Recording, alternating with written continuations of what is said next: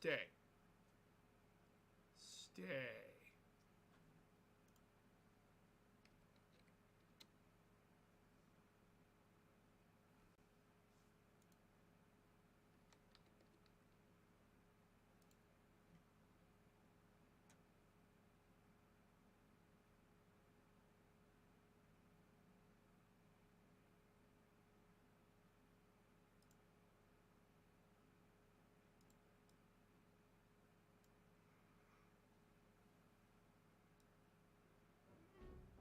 What's today's painting project? So, while I was on vacation, we got this. So we painting some Legionnaires with the upgrade kit.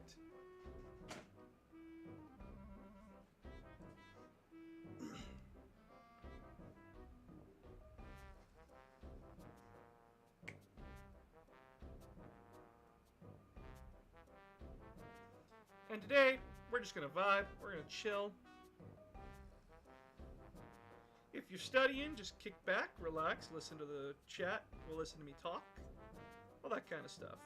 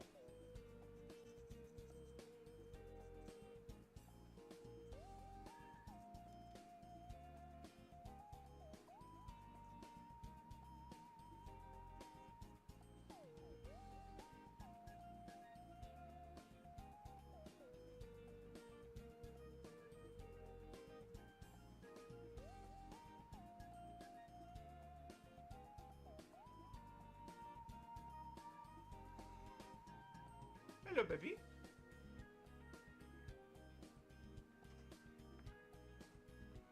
Hey, Shadow.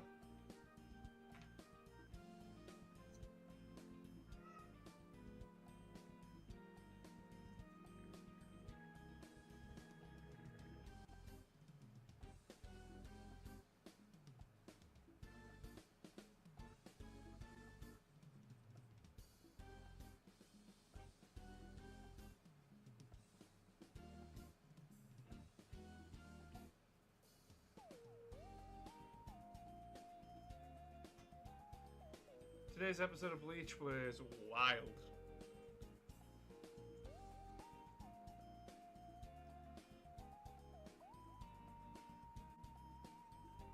Okay. I have no opinion of Bleach. It was never for me.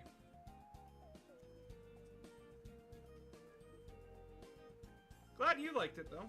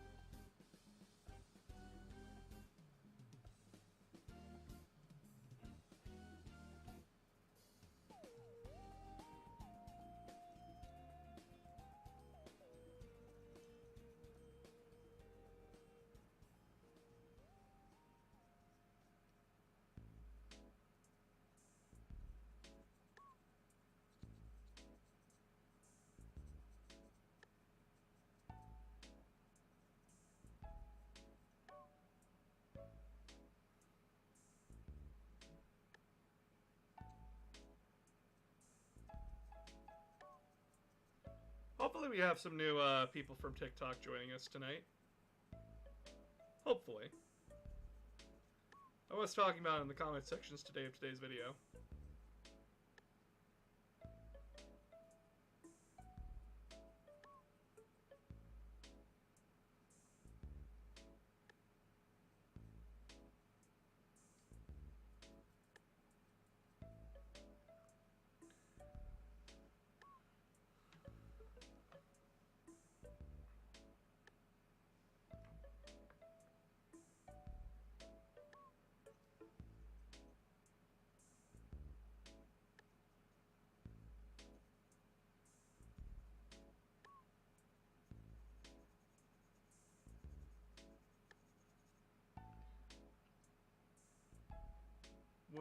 Woolman Marines. Well, it wouldn't just be cool, it would just be like sick. New models with different sculpts. Instead of Marine holding his gun up, number 567. Marine at standing attention, number 235. All that kind of stuff.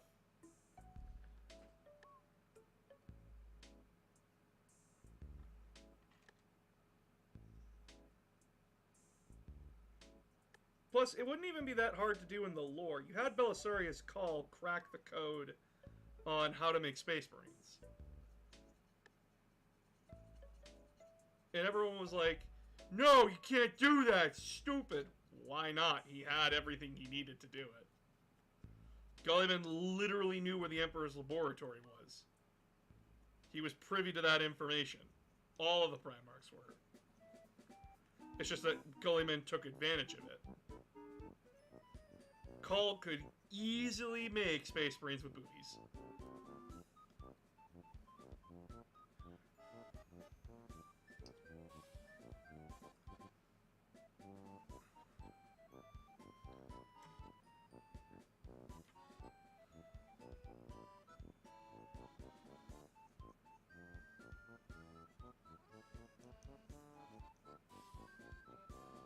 And by the way, if someone says that they're only... like, the only argument that, like, you can't have female Space Marines is because of the canon. Here's a thought. We thought squats were dead in the canon for a long, long time.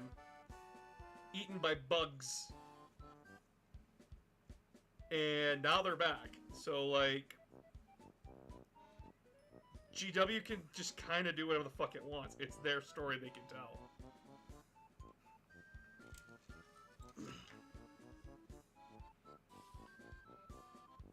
Even though I would love to see how the League of Votann survived.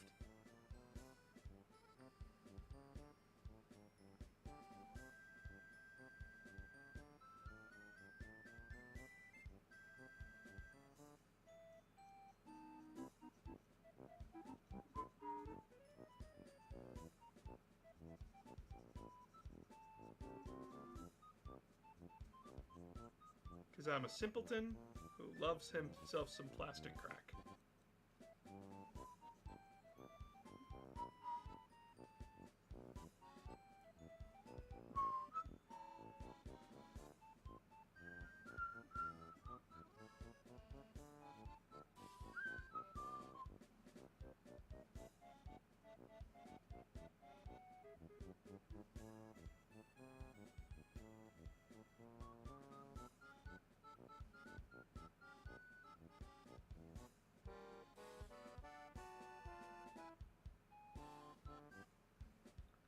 Could there be an army based on Cthulhu, or am I being stupid again? Stop that. You're not stupid. Stop. There is no such thing as a stupid question.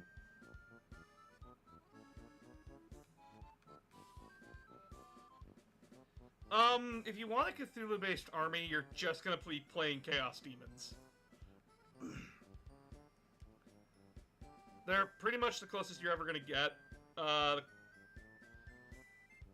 If you want more, like, tentacle-based, you're probably going to want to go, like, Tzeentch, Nurgle, or Slaanesh. Because Khorne is a little bit more uniform, and less tentacly than the other three.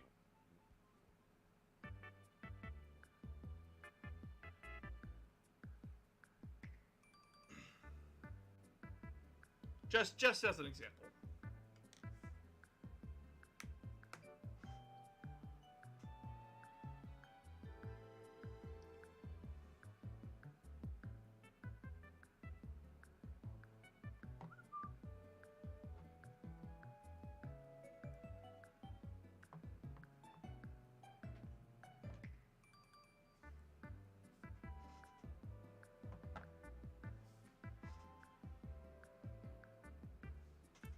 Hi, boss. Turns out my fever dream from Friday's stream was due to COVID. Oh, shit! Oh! Oh, my God, you okay? Like, are you actually okay? Oh, no.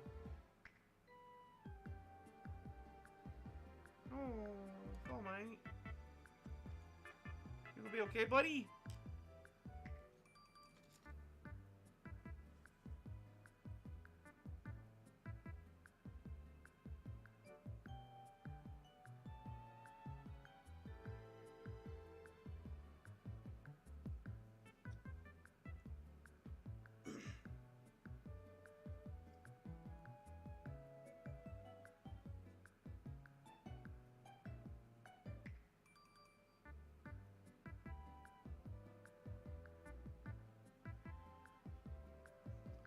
Yes, I am good, just sick. Feels like I have a bad strep throat. No, understandable.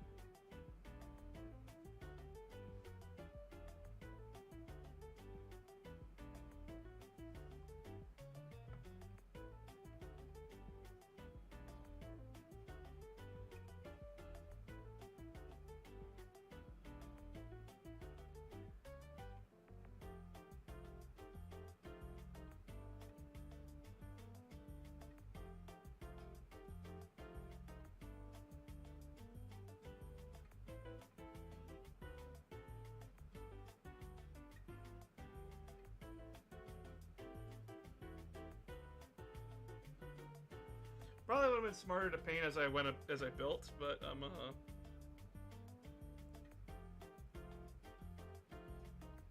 eh.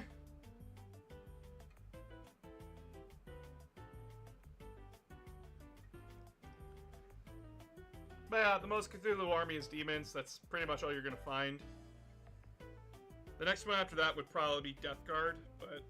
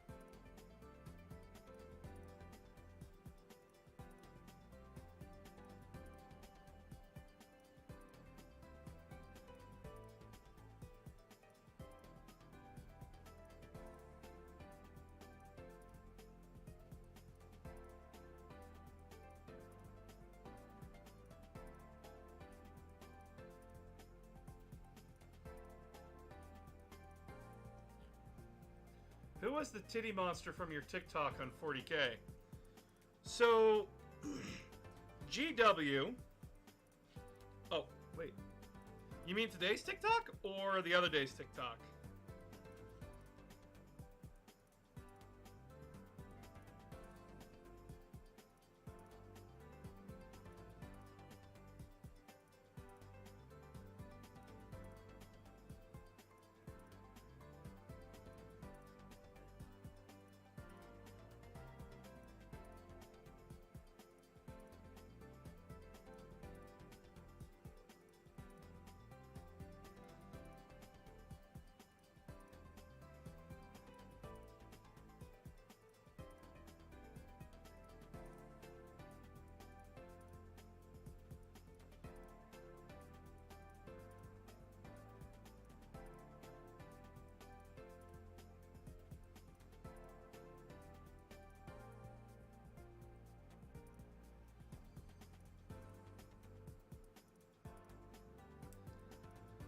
Ah, yeah.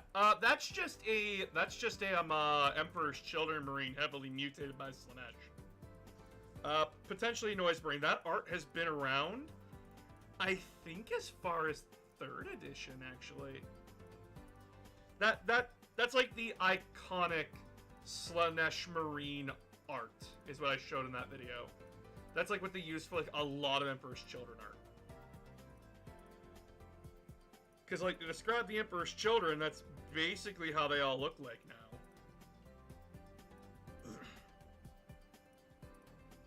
Hi, lover.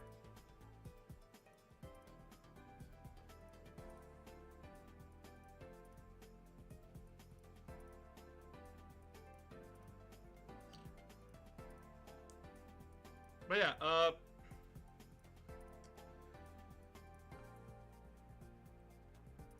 Slaanesh has always been about sleek perfection. And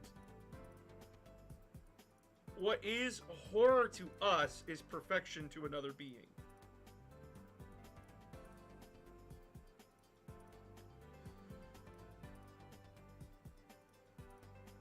It's terrifying.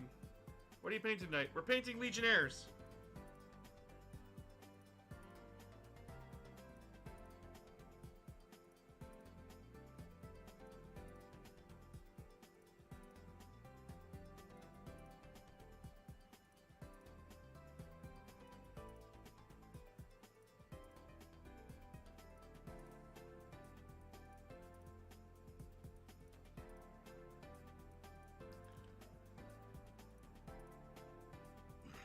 So people are complaining about titties. Everyone loves titties. So, it's a bunch of bad actors framing the argument that it's forced diversity. You're trying to force something into canon that shouldn't have been forced. When in reality, that's not what people are doing. You want to know how many times 40K has retconned itself into the fucking stratosphere? A lot. Most recent, Leagues of Votann. Dwarves were extinct. Now they're not. It's a retcon. Or, it's an addition to the lore. Because 40K, as I said, treats everything as both canon and not canon. I.e., it's not canon until it's mentioned. There's a lot of stuff from the old days that are still floating around that are technically canon, they just haven't mentioned it yet. Like Malal, the 5th Chaos God. He is still technically canon, it's just that they haven't mentioned him in years. What color palette? So, I do a sort of different Black Legion. It's a mix of Black Legion and Iron Warrior. So, our detail is the Iron Warrior Leadbelcher, while our primary is the Black Legion's black. Then with a bone, red, and other details added in, depending on what I need. This is a new sword that I'm working with, though. It's the new Demon Blades that they released, so I'm trying something new. Because a Demon Blade can literally be any color with any glow effect you want, because it just takes whatever shape that its user prefers.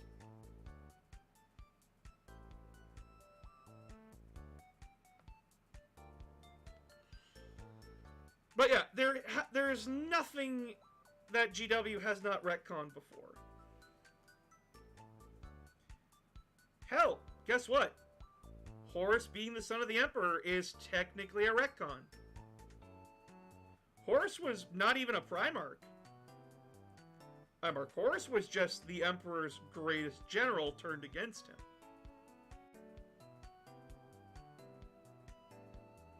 It wasn't until about, like, 3rd edition where they started introducing that, like, started introducing that stuff. Why would they care about forced diversity? Like, all Marines are in full body armor that you can't tell the gender anyways. Exactly. It would just be a few sculpt heads. remember this song. This is from the free DSiWare game. Hell yeah.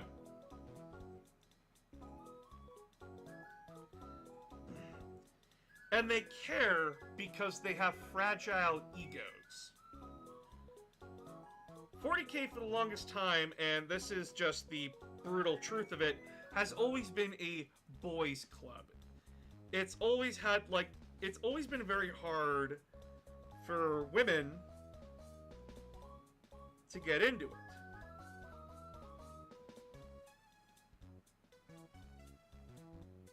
Not saying it was impossible, but a lot of factors made it a very hostile place for women to come in and join.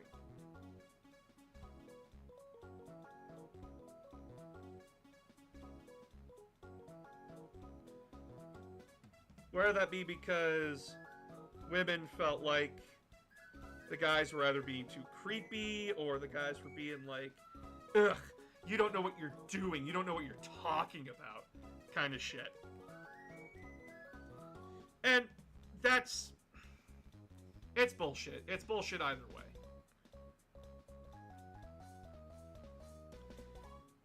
And...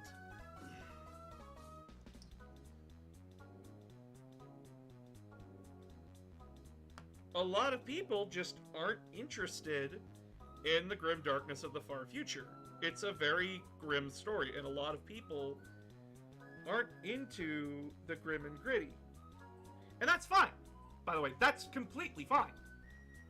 A lot of people don't have to like dark and depressing shit. 40K's tagline is strictly, yeah, shit sucks. Get over it. No one's gonna remember you. So prepare to die. That is Warhammer. For the orcs thing, everyone thought the Didact orcs could still be around. What? Didact? What are you talking about?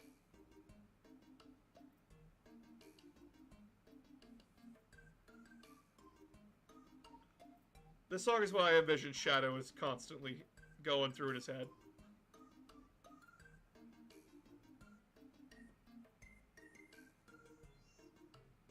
Props if you know where this is from, by the way. I know, but I'm not telling.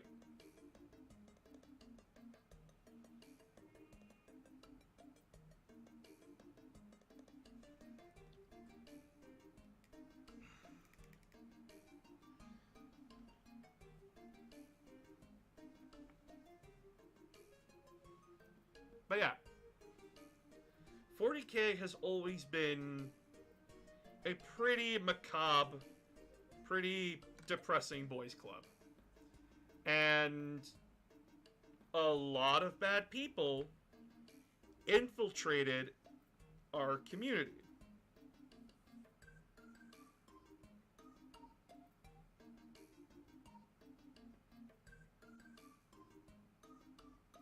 And these are the same people that say female Space Marines can't exist. Even though... hope you have a great day. Thank you, Lewis! What about this?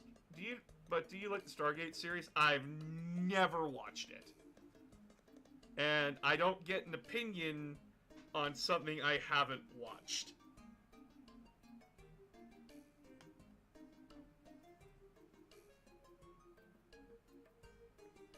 I have never watched Stargate. I think my dad may have watched an episode, but then he just went back to Star Trek.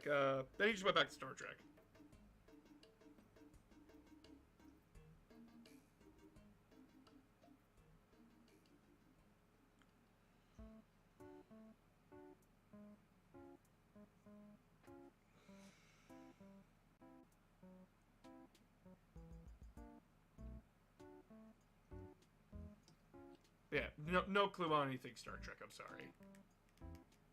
Stargate, sorry. That.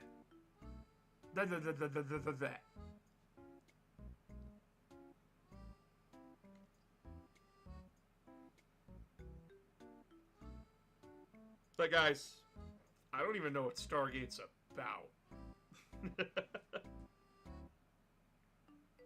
I've seen it around, it's just never interested me.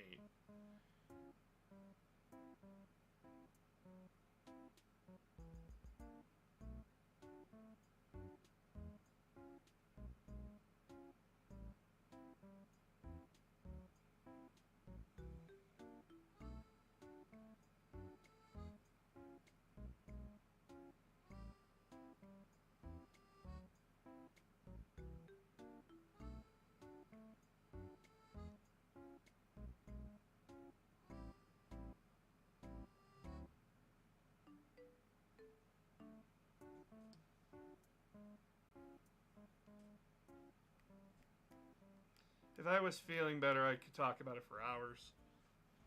That's good.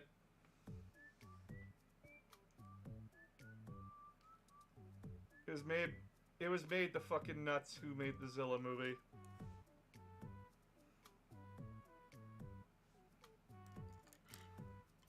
Life's weird.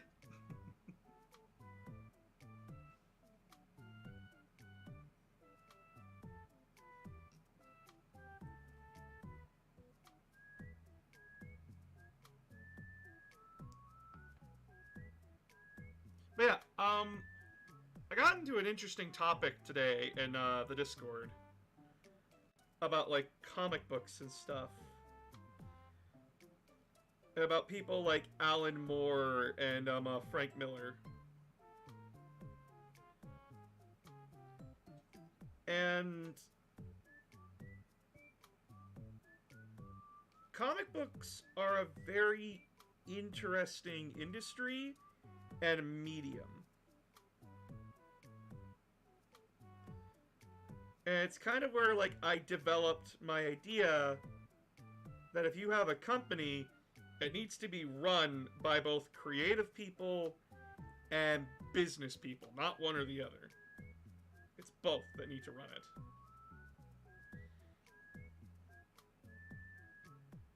Because creative people make the ideas, but business people sadly make the money.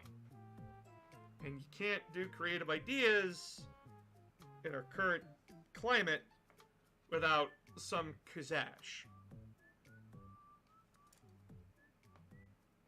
It's why Phoenix runs my accounts while I shouldn't say she runs my accounts. It's why Phoenix does the budget for me and her, well, me and them, while I do this, essentially. Because they are 1,000 times better with money than I am. And understand the legal jargon where I'm just like, funny number.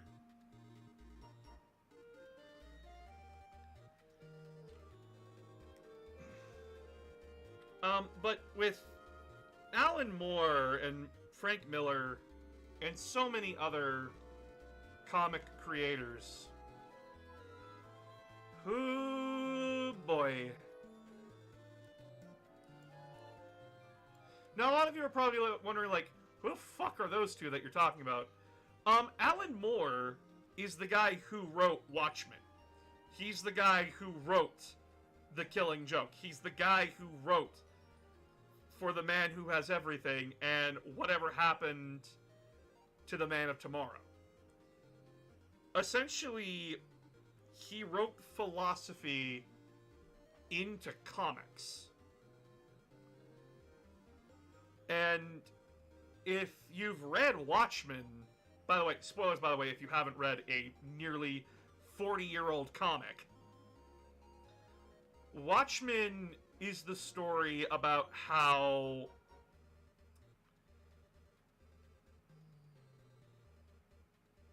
humanity needs lies, like,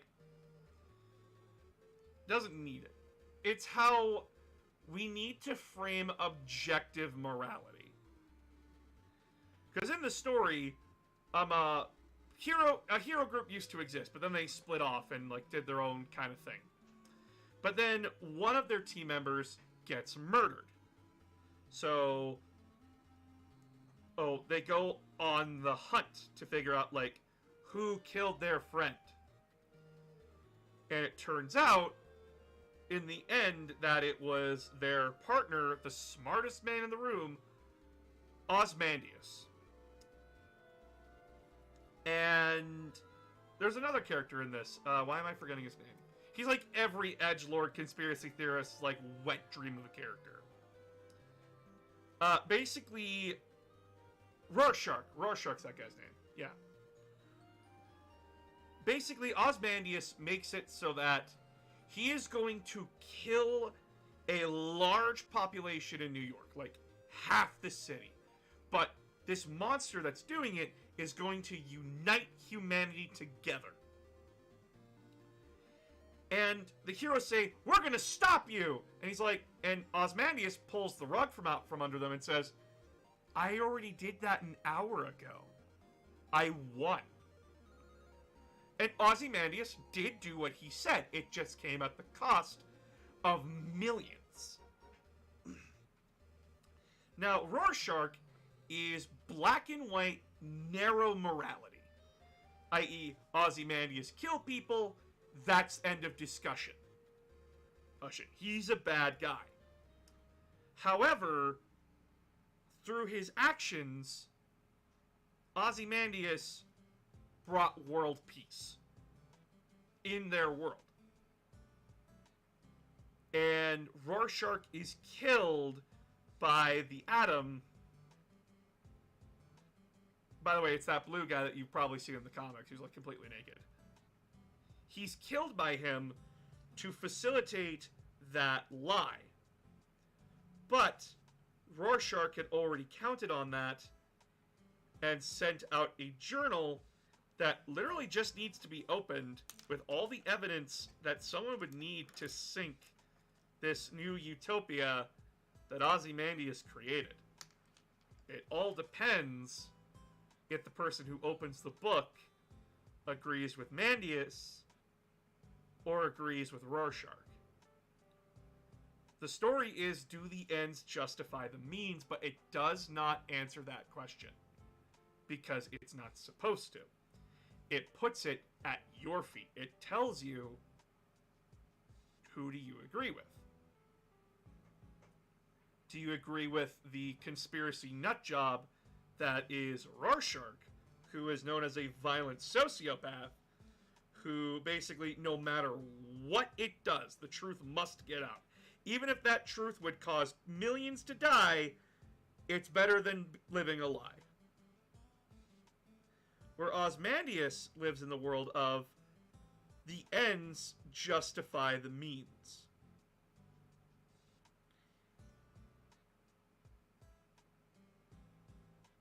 And, by the way, the people in Watchmen are not made out to be good people. They're heroes, yes. But Rorschach, like I said, is a violent, sexist asshole.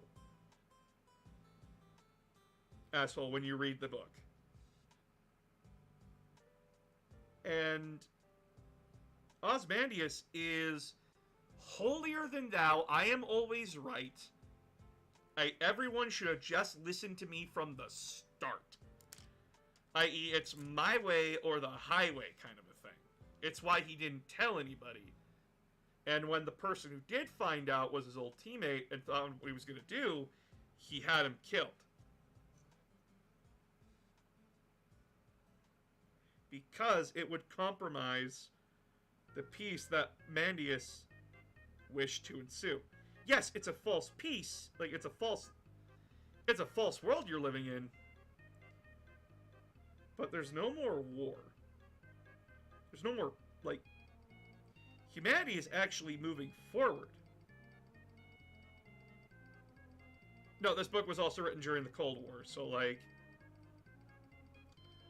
yay!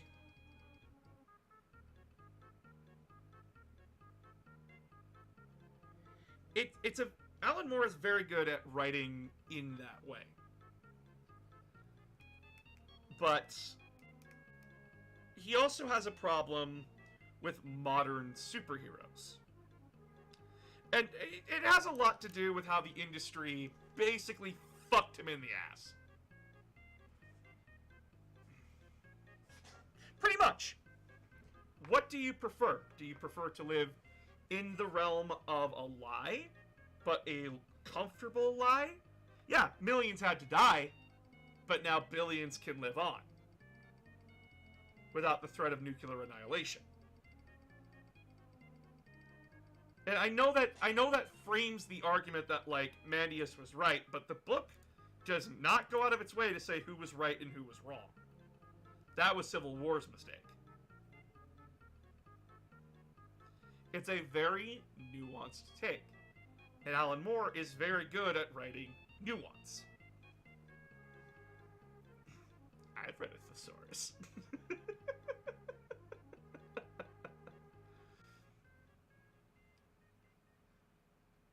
It's very hard art as well. Because, like, Alan Moore got completely fucked by the comic industry. He's pretty much done with it. He doesn't want to write anymore. Because, like, as he puts it, heroes are just annoying. They're all, like, there's no gravitas to the situation. They're now abusing the fucking Watchmen license like crazy. Izzy, and he's pissy about it, but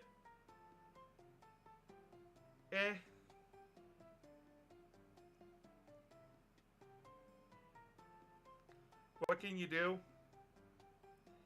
And then there's Miller.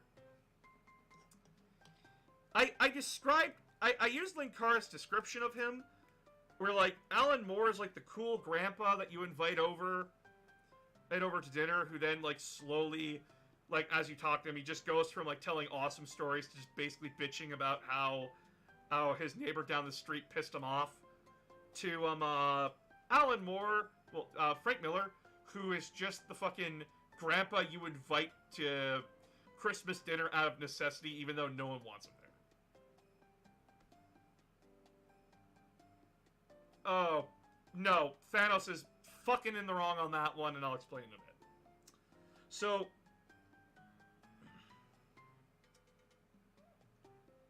Frank Miller wrote, his claim to fame was the comic The Dark Knight Returns, which is a Elseworld story where Batman has been on ice for basically 30 to 40 years. Bruce Wayne is not the young man anymore. He is a bitter fucking old fart who has watched Gotham go from being okay to a criminal-laden landscape with spineless politicians and those damn liberals who just don't have a spine. And, like, the parent groups and all that shit. Ugh. But basically, Batman comes back and essentially leads a one-man crusade against the criminals and technically the United States government. If you've been on TikTok, you've probably seen the fight between Batman and Superman in animated form, where Batman says, like, the most iconic quote in the whole comic is, if you beat me, they're just gonna send someone else, says Superman to Batman, and Batman replies, really? Who do they send after you? Basically implying, like, if the Man of Steel can't beat me, who the fuck's gonna come get me? Essentially, it's Alan Moore trying to spout off that, like,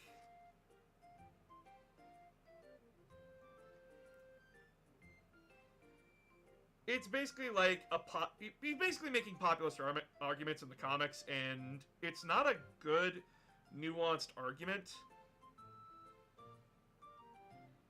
It's basically like just Batman is right, and everybody just keeps getting in his fucking way.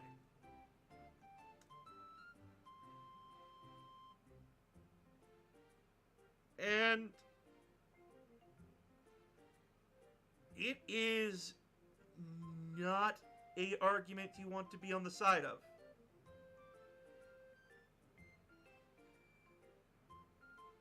Upon modern reflection, the comic is very problematic. Is it good? When you have a woman who is entirely topless and the only thing covering her nipples is swastika pasties, unironically, yeah, no, I'm sorry.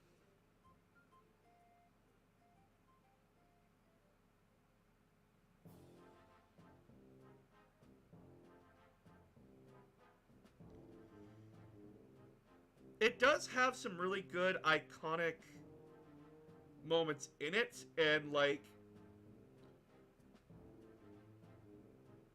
um, hmm.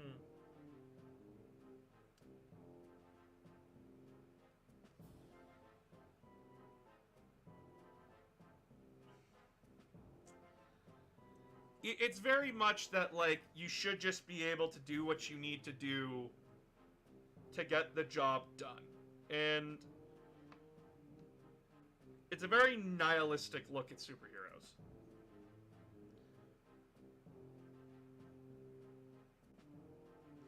Now, don't get me wrong, like, Alan Moore has also done a very nihilistic look at superheroes. Or else fucker wrote Watchmen. But Alan Moore is also the kind of guy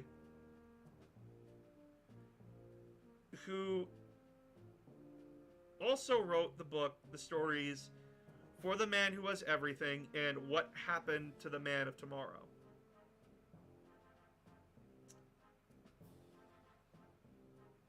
And for those that don't know what For the Man Who Has Everything, that is one of the few comic books that Alan Moore wrote for superheroes that he says, no, that is one that I genuinely think holds up. Which is unheard of for this fucker. Like, he thinks superheroes have ruined comics, kind of a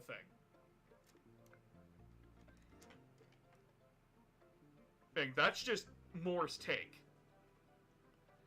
But this comic of For the Man Who Has Everything is basically, it's Superman's birthday. It's his birthday. And Wonder Woman, Batman, and in this comic, Robin, but in the TV show, it's just Batman and Wonder Woman. Wonder Woman brings Clark flowers for his birthday. And Batman only brought him money. And Wonder Woman chides him a little bit for that, but he responds with, what the heck do you get for the man who has everything? Mongul had an answer. The Black Mercy. And the Black Mercy is a parasitic plant that attaches itself to you and psychically links with you to basically put you in a simulation of the thing that you desire the most. Mongul makes a comment that, like, oh, he's probably living up, like, some sort of power fantasy where, like, he's just, like, ruler of the earth, that kind of shit. No. What Superman wants the most is a quiet life on a farm, somewhere in the outback, with a loving wife, and a son who isn't perfect, but is always willing to learn a lesson.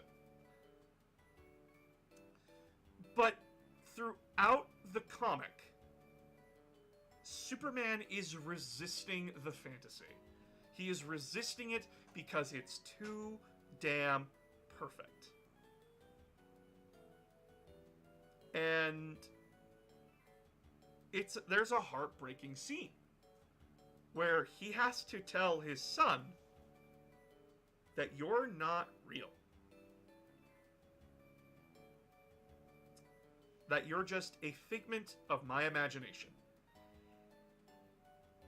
And Superman's not doing this out of anger. He's not doing this out of maliciousness. He is crying while saying this because he doesn't want to say it.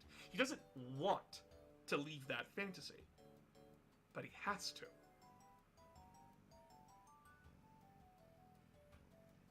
Superman wants a normal human life.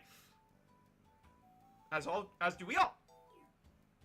We just want a life where we are happy, we are with the people that we love, that we can provide, that we just live the life that we want to live. Where there's no hate, there's no anger, there's just love and peace. And Superman breaks out of the fantasy, and after he escapes it, it still sticks with him. It's not just, oh, it's one done. No, that was his dream. It's why I love Superman now. I always thought like Superman was just like this big bruiser type that just punched all of his problems away. He just had no weaknesses, no nothing. No. Superman is deeper than that. And in the comics of Infinite Crisis, or in in the second Crisis event, when Superman is dealing with Superman Prime, like the first Superman, the guy who sneezes galaxies away,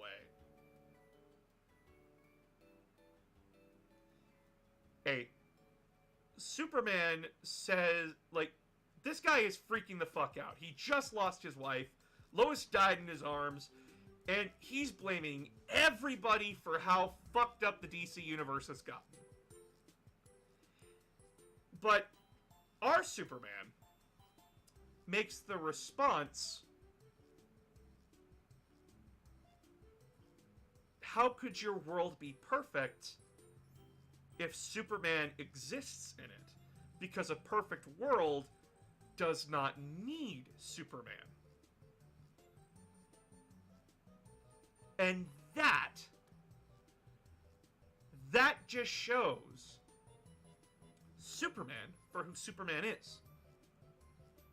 He does what he does to help make a perfect world so that he doesn't have to exist anymore. They don't need Superman to save the day. Because there's no problem that Superman needs to solve. Which is honestly a good thing.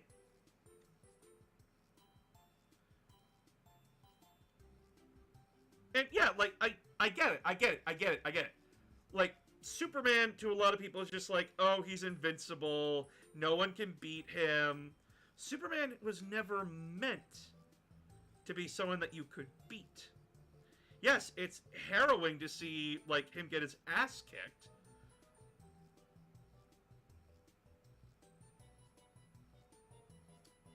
But Superman is not the person you think he is.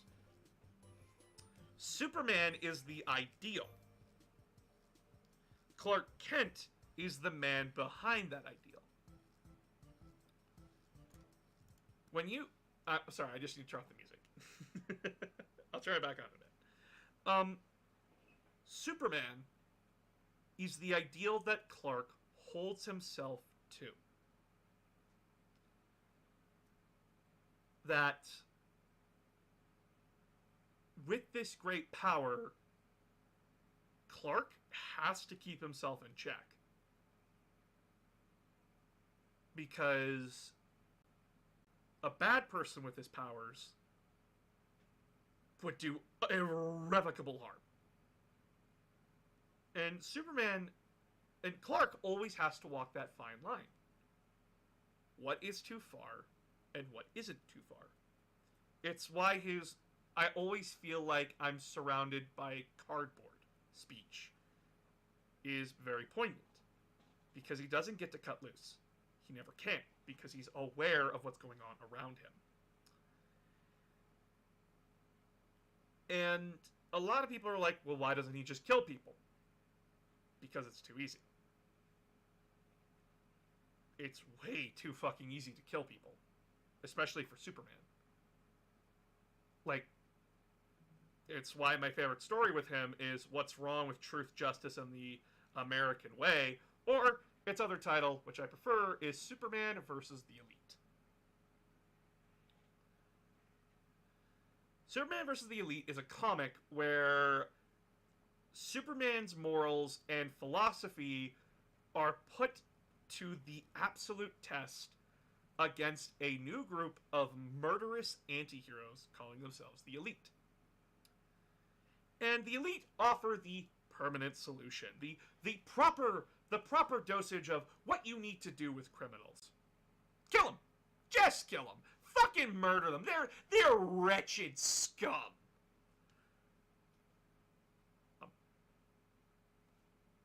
Even though Superman says that you should not be judge, jury, and executioner.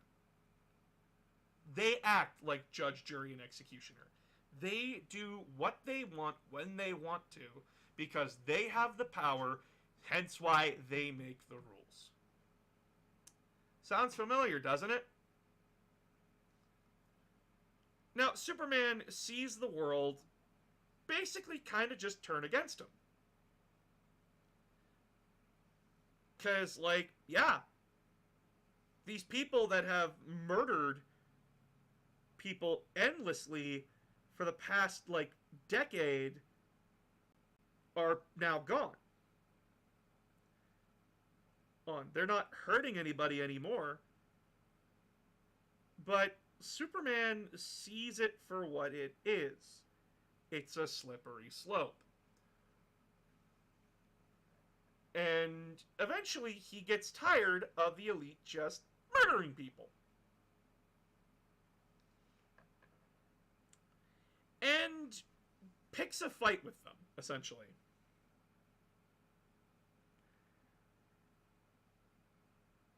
And during this fight, Manchester Black, the psychic of the Elites, basically gives off a massive speech about how might makes right, and that if you hit one of my guys, you hit us, you don't get up. You will never get up. It's not about saving lives. It's not about doing what's right. If you hit my guy, you don't walk. It is a very, very dark way of thinking. Might makes right is not a correct way of thinking. And then, after they nuke Superman, basically they hit him with the power of 3 suns,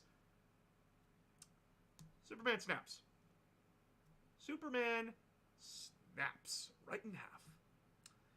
And he says to them, without them seeing him, I made the mistake of seeing you guys as people.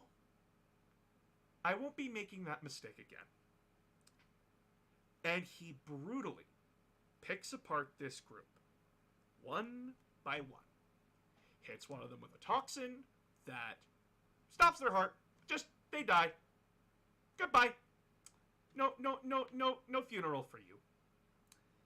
The magic guy, he just sucks the oxygen out of the area. Sorry, no magic spells if you can't fucking talk, huh?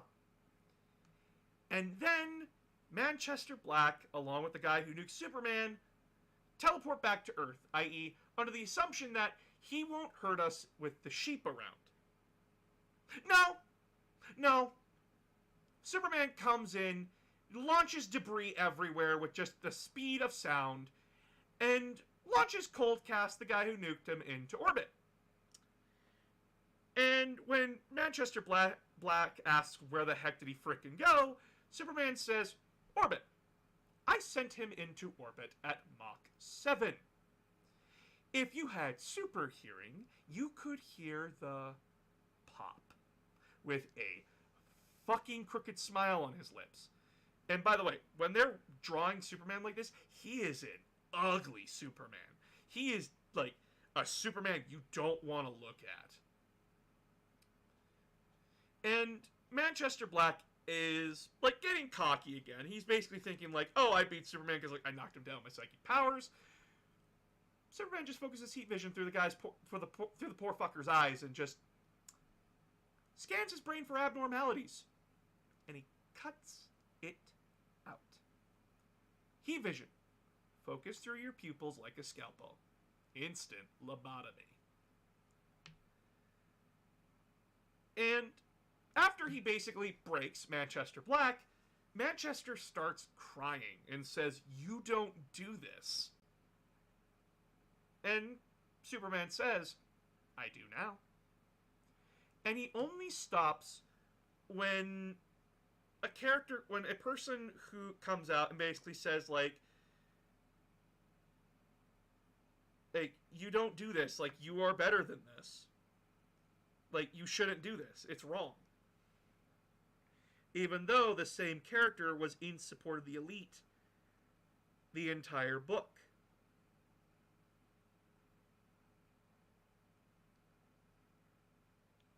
And Chester tries to, like, point out that, like, see, he's no better than the rest of us.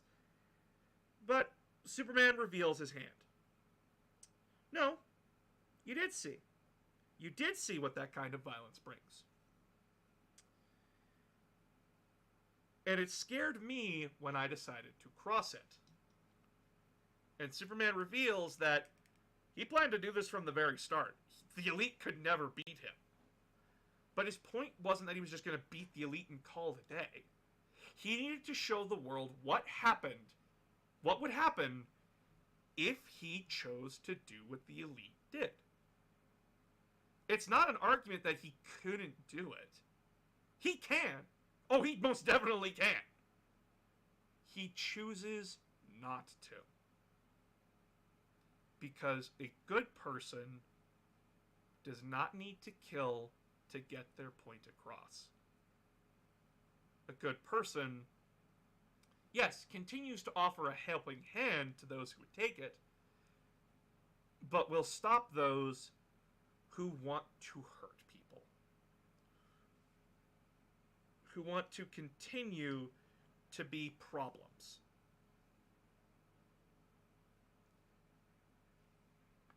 Superman is a hero, but he's the hero that, like, other heroes should always strive to be like. No one's perfect. Superman, it's just like the Batman. The Batman stands for absolute justice. But what is justice? What is Batman's crusade? Batman wants a world where a poor kid does not have to see his mom and dad get gunned down in an alleyway by a punk with a gun. He wants a world where people can live freely and be happy. He wants the same thing that Superman wants. It's just that he's looked into the abyss. He had to lose people to become that. Superman lost nobody to become the man that he is. And originally, Batman didn't even go to Batman didn't go to learn all this stuff out of altruism. He did it so he could learn to beat the shit out of people. It's why Batman says Clark will always be a better man than I. It also helps that with that argument because as Bruce puts it, I'm Batman. I'm not Bruce Wayne. Bruce Wayne's the face that I wear.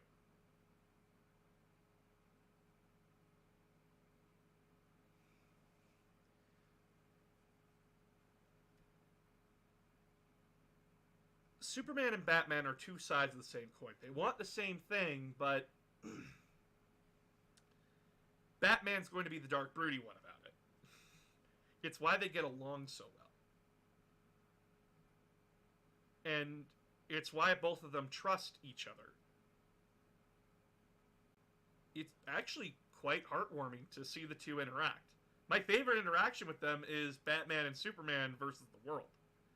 Where, like, they're, well, Batman, Superman, Outlaws.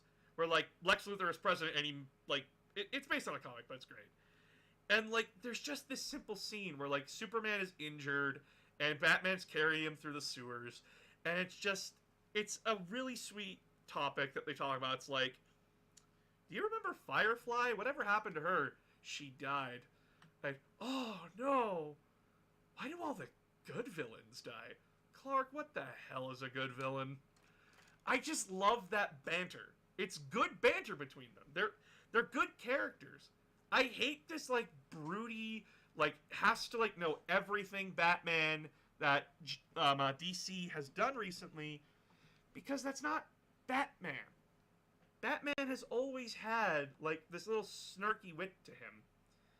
But he's always wanted to see the people that he puts away get better. It's why he doesn't kill people. He wants people like Harley Quinn. He wants people like the Penguin. He wants people like Joker to get help. They're mentally damaged people. He cannot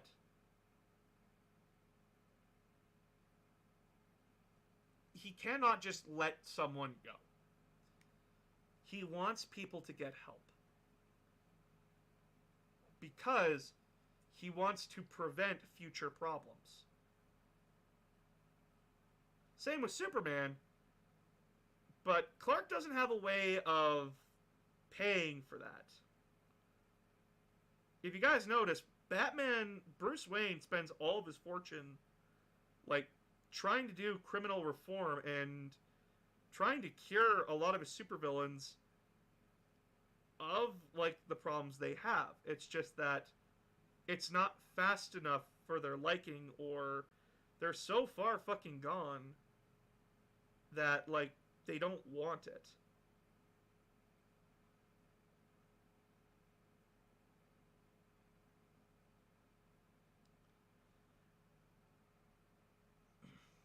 Because, like, they have power, why do I want to lose it?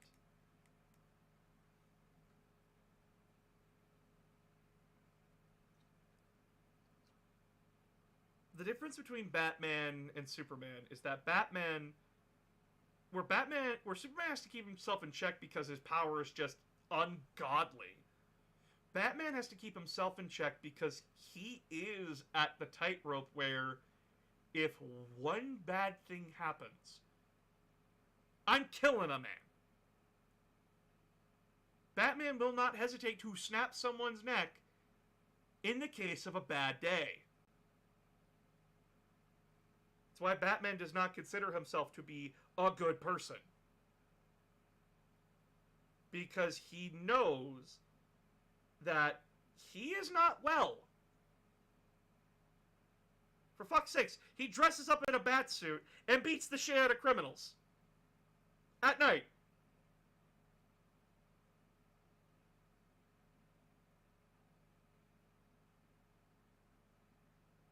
He's also a paranoid fuckwit. Self-admitted, by the way. Like, I'm not making that shit up. He is self-admitted. Like, nope, I'm paranoid as fuck.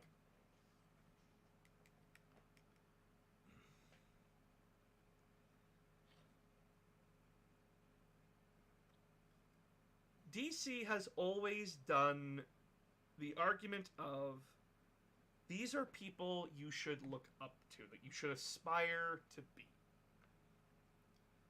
These are good people doing their best to make a world better. But they are flawed people. They don't hide that.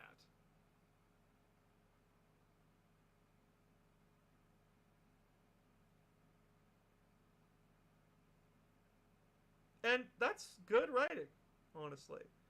Yes, not every comic is going to be a banger.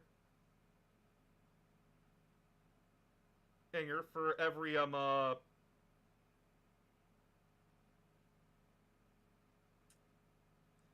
every Blackest Night, there's always going to be a fucking Batman All-Star.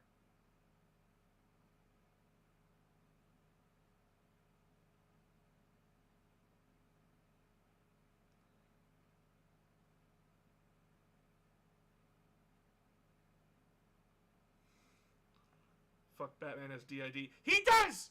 He does! It's arguable that he does! If you watch the fucking Timverse inverse for fucking DC with Justice League Unlimited, the Batman animated series, the Superman animated series, Batman Beyond. In Batman Beyond, Bruce says, "I know that wasn't me because I don't call myself Bruce. What do you call yourself?"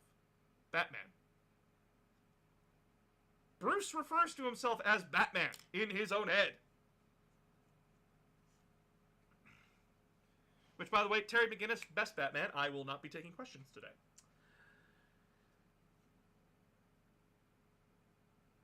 How's this coming out, by the way? He's not done. Oh my god, it's hard to get a good look at this. Come on. Come on, camera. Look at the fucking thing.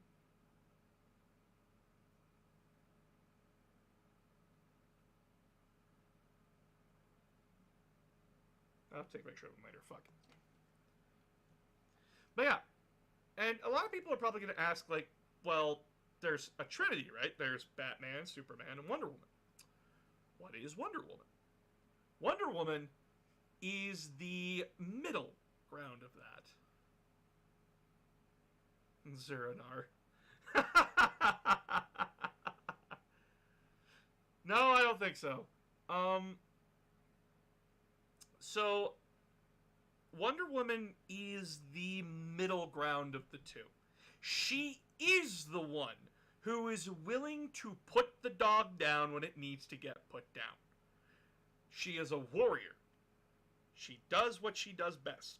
However, and I need a massive caveat here with this however, she only does that when she deems it absolutely necessary to do so. Because, as she puts it, I don't have arch enemies like you and like how Superman and Batman do. It's because I make friends. She's the one who is always the one willing to talk it out first. She is the one that wants to stop problems before they become problems. Not like, oh, I'm profiling somebody or I'm putting in preventative measures. No, when she sees a problem, she goes out of her way to help fix that problem. She doesn't just beat the shit out of the guy and leave. She sticks around. She talks to them. She learns them. And then she like tells them like where they went wrong. She doesn't like morally grandstand over them either. She is completely 100% altruistic with the people she talks to. But unlike Batman and Superman, she is under no guise that everyone has to live. There are just those scumbags of the earth that, as she deems it, do not deserve to breathe the air that we breathe. And sometimes you have to be the one to do that. There is no ifs, ands, or buts. And no, she does agree with them, like, no, killing should either be never an option or the last option. But when it comes to that last option, it's very telling. I don't know how many people Wonder Woman has killed in comics. She does have a count. Like, she does have a body count. But the one that hits me most is Maxwell Lord, where she just, like, straight up snaps the fucker's neck. Because he basically led the world to nearly be destroyed. In the comics, Diana have them put their hands on the lasso of truth and tell them your names. Straight. Yeah, he does.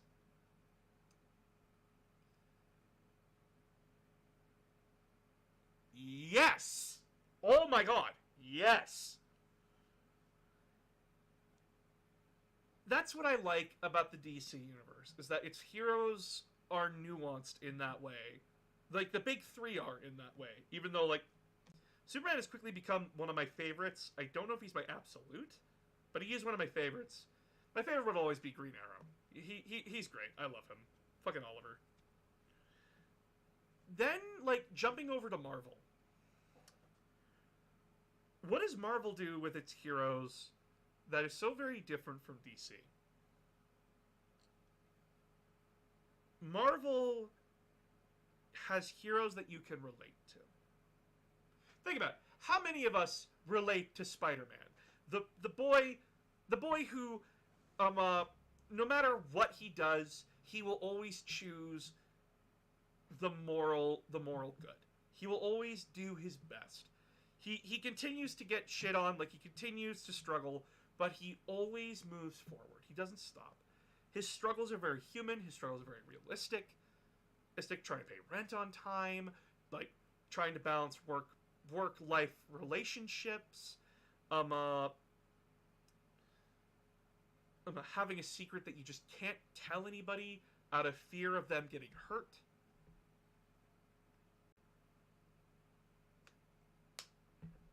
Spider-Man is a very relatable human being.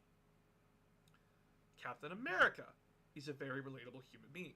Steve Rogers, the patriot who wants to go punch Hitler in the face. Ace. Steve is Marvel's own version of Superman. Is he perfect? No. Steve has his beliefs, and he has the power to uphold those beliefs, but he will not enforce those beliefs upon others.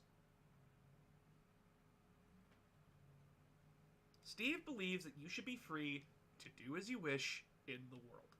He truly believes in the idea of the, like, he truly believes in the American ideal of freedom and democracy and all that.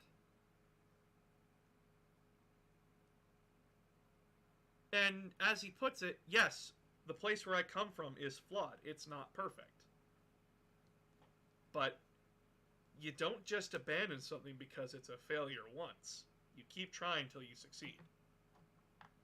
Because if Steve gave up, he'd still be the scrawny boy in the schoolyard getting bullied.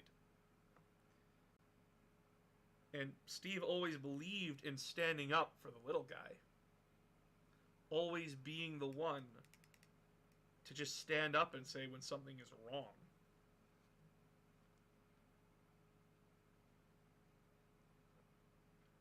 Steve's a good kid.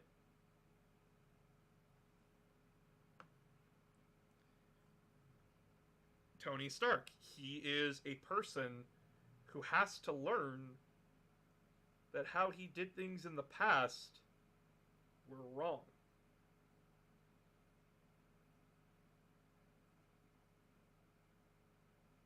Sorry, I just gotta focus on trying to get the eye holes right. I'm gonna have to adjust. Tony is the man trying to redeem himself for wrongs that he committed. He was a war profiteer who got a conscience. He always defended his actions. He always defended his weapons, saying, hey, I just sell my weapons to the guys who kill the bad guys, the guys who want to kill us. And then he learned that his company sold weapons under the table. And he was a victim of it. He was a victim of his own missile attack. And it nearly killed him. And instead of going, woe is me, he realized what he was doing. He realized that, oh fuck. Yeah, no, being on the other side of a gun is terrifying. Yeah, Merchant of Death. He realized that his talents nearly got him killed. And not only did it nearly get him killed, it's killed an ungodly amount of people. His weapons were being used by the bad guys. The very people he claimed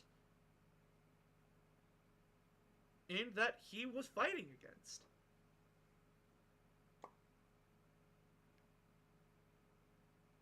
So what does he do? He gets out of the arm business. He goes straight into research and development for better ways of adjusting humanity. Be like greener options, all that good shit. But he's also productive and that he uses his talents to make the Iron Man armor to go after everything that he made to destroy it. I.e., it's my mess. I'm cleaning it up.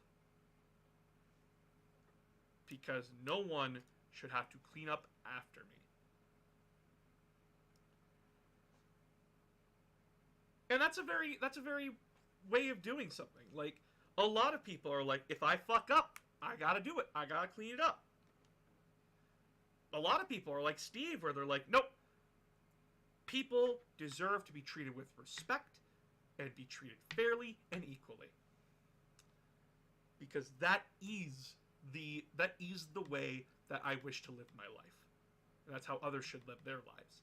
Is that we should respect each other and not give in to false narratives and people who just want to be jackasses and those who would wish to cause harm to others for stupid reasons.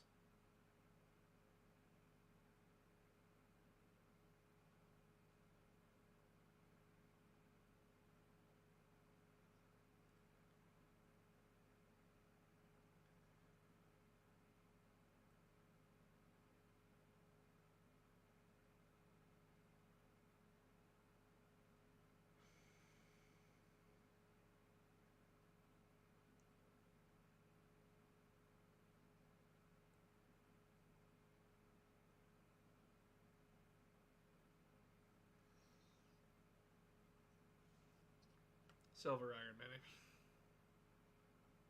Oh, you don't like Iron Patriot? No, War Machine. Sorry, War Machine. You don't like War Machine. War Machine's just Tony's friend. That. Rhodey.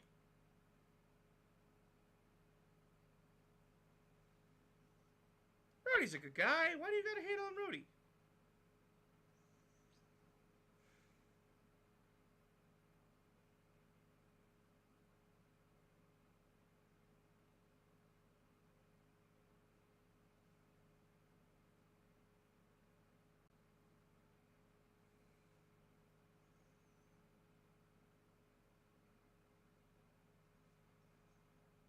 I don't like his character. What I missed? We're talking about comics and stuff. We're having a good vibing time talking about comics and heroes and stuff. I'm painting. We're having a good vibing time. This has been a good Monday. I'm very happy about it. Don't forget to donate, please. I appreciate you.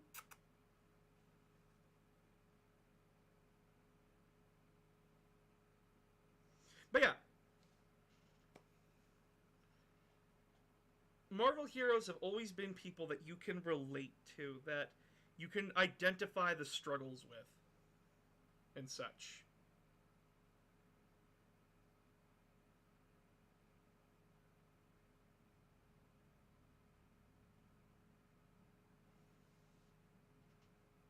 Do you like Shazam?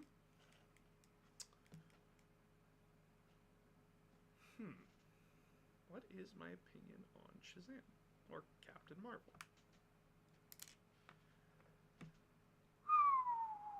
Okay. Shazam is a very interesting character. Because the kid... Why am I forgetting his name? Why am I forgetting his name? Why am I forgetting the kid's name?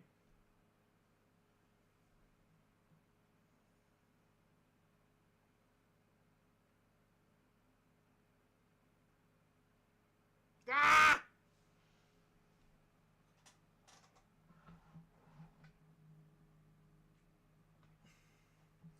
So that's actually a lot more complicated than you're making it out to be, my guy. I can actually explain it, and ow, my belt is digging into me. Sorry about that. Okay. First, I'm going to answer this question about Shazam. I'm just forgetting the kid's name. So, Shazam, Billy. Thank you, Fallmite. Appreciate you. Billy is supposed to be the good kid. He's the kid that the wizard chose because, not because, like, he's strong, not because, like, he was the smartest choice. It's because that Billy is just a good person. He's uncorrupted by the world and by those who would seek to cause, who would, like, want to abuse the power of Shazam.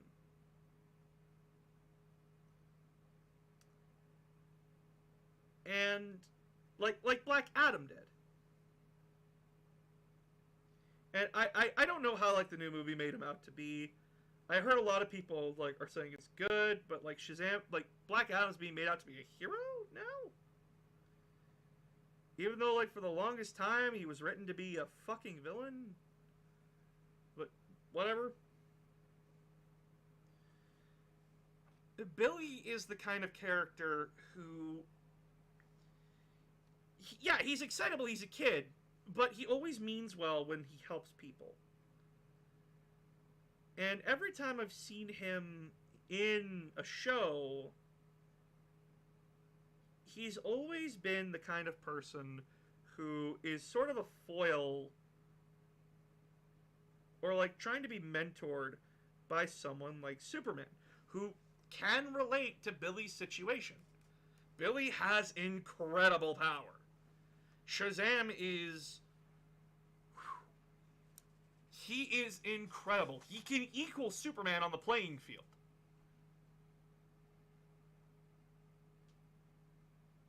It's just that Billy needs guidance. Just because you have wisdom does not mean you have experience.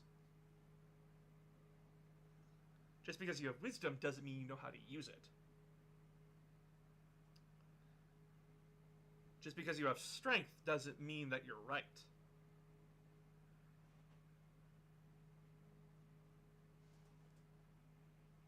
Whenever Billy is put into something, he always says, what would this superhero do in this situation? And it's very evident that he looks to the heroes that he works with in a very favorable light. He doesn't see them as, like, people to be looked down on. He doesn't think he's better than them. No, he feels like they're better than him. Even though that's not the case. He's equal to them because he's willing to ask that question. Common sense is amazingly underutilized superpower. Yes! Oh my god! So many problems could be solved if people just, like, used common sense.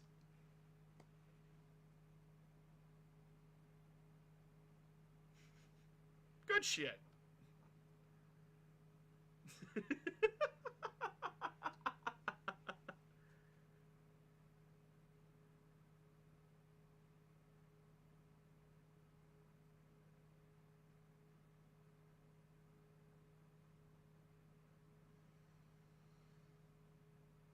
I just had to make this champion complicated, didn't I?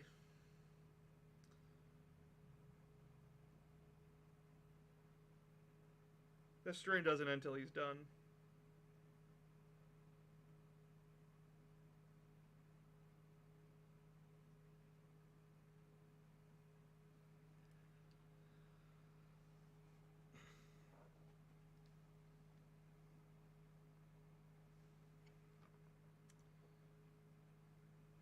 I do not like. So, a lot of people have asked if, like, do I like The Boys and everything? And no, I don't. I don't like The Boys at all. The Boys offer up an interesting, like, deep dive into a world where heroes are corporatized. Well, the TV show does, at least. The fucking comic book is insane. Like, holy shit, is the comic insane. But I am sick to death of the question of, what if Superman was evil? Woo! Look at him and see how evil he is. Oh, he put heat vision through Billy Batson's face. Or look at Homelander. He's an insane clone. Woo! Woo! No, we know what the fuck would happen. He would cave all of our skulls in. Step out of line, get fucked.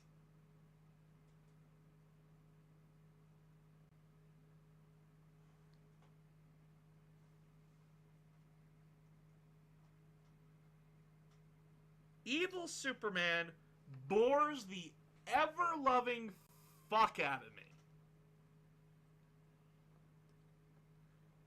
And a lot of people are like, what? Why does he bore you?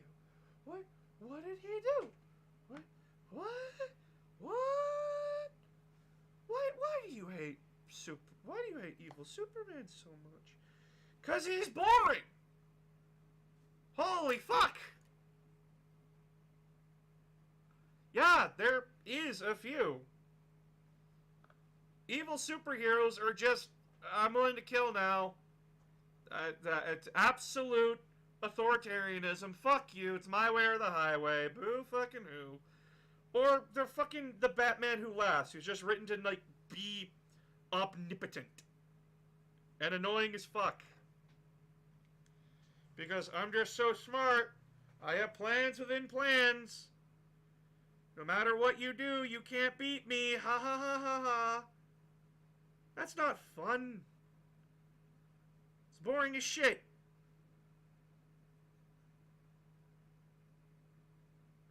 But that's just evil Batman. Yeah! And it's boring!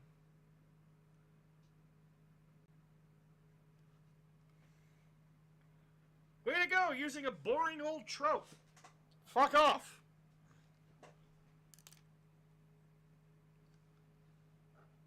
Fucking hate evil Superman. I fucking hate evil Batman.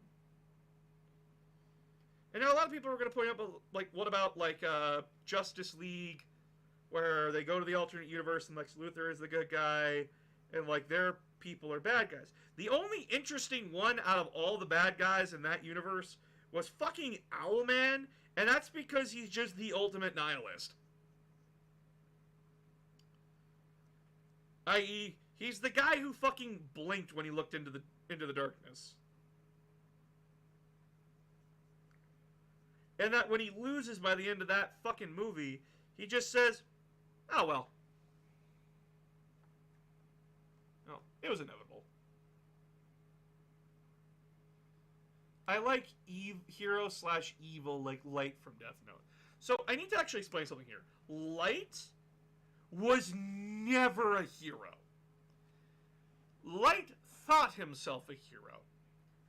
Light is a fucking egomaniac and a sociopath who went power mad because the fucking Grim Reaper got bored one day and said, I just want to see what will happen.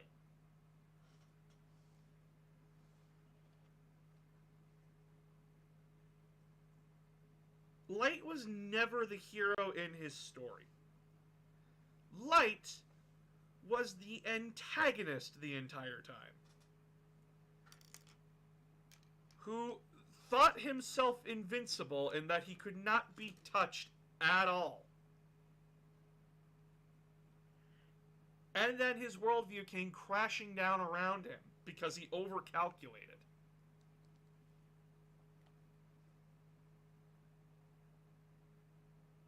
And he watched everything he worked so hard to do to become the world's god basically be swept out from under him because a kid basically figured him out.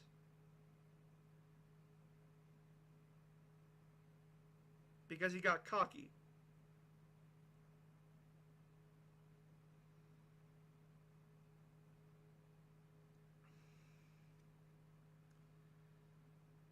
Light was never a good person.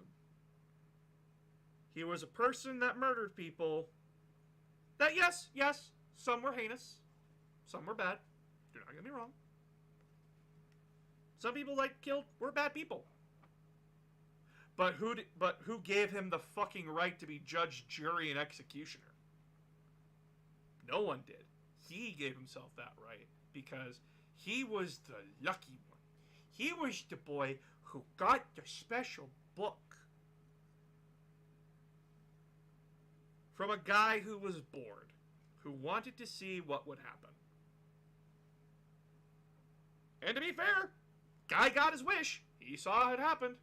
I mean, a hero and villain go, but you see XI replace the key with a fake key. You replace the real key with the fake. I know I have the real key. That's not really... You like it when the hero and the villain play mind games, essentially. You like a plot to be more than just hero punches bad guy. Bad guy punches hero. You want it to be like a challenge kind of a thing. Where it's two people trying to outsmart the other. Which, those are good stories, by the way. Hey, there's a reason why those stories work. Why we like the smart villain being brought down by the smart hero. And that you don't have to punch above your weight class. That you don't have to punch above your weight class to be a hero. It's just outsmarting the person who thinks they can't be outsmarted.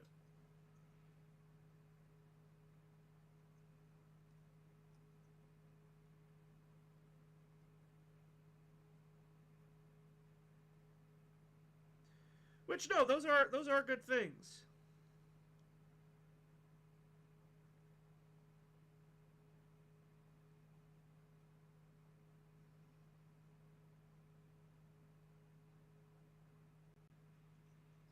In fact, like, if you go back to Warhammer, the reason why, like, Horus did everything he did is that he viewed everything as a chessboard. He made sure that his father didn't have his rooks and bishops and knights. He made sure that the the biggest, strongest legions that could fuck with him and potentially stop what he set out to do before he could do it were either not a threat anymore, on his side, or were removed from the factors of the game. It's why in the Horus Heresy he sends Sanguinius, Lionel Johnson, and Guilliman to their specific locations. The Word Bearers get the drop on the Ultramarines and decimate their legion.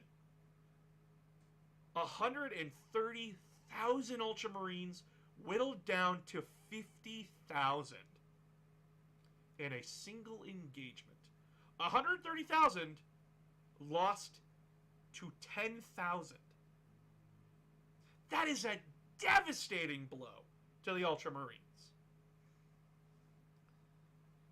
The Blood Angels, isolated, stuck for a year inside a sector with nothing but demons. The Dark Angels, isolated from the situation and are forced to deal with the Night Lords. Not because Horus thinks the Night Lords could win. It's Dark Angels. They weren't going to win that engagement. But it kept Lionel busy. Horus pretty much had set the board for his victory.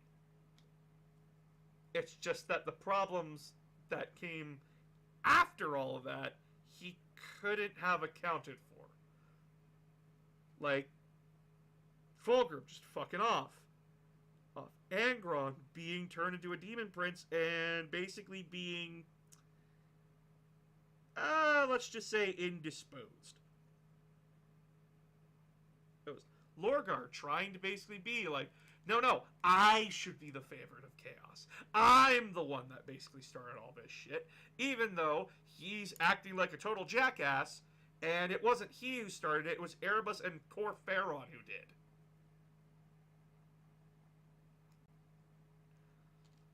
Then there's dealing with Mortarion and his fucking, delusional ass, who's like,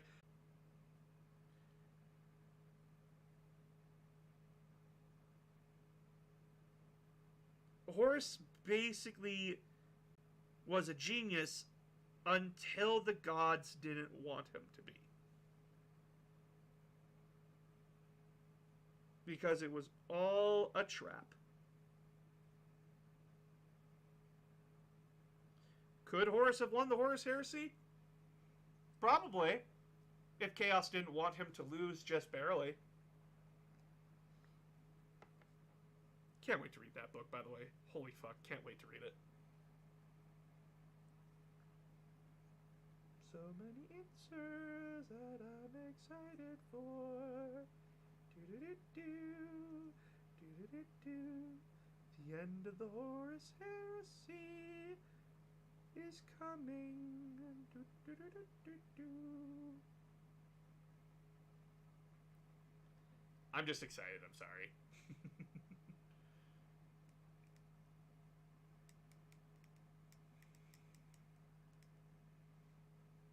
Now, I don't really like the I shall plan a plan around his plan because he knew the plan that I was going to plan around his plan kind of thing.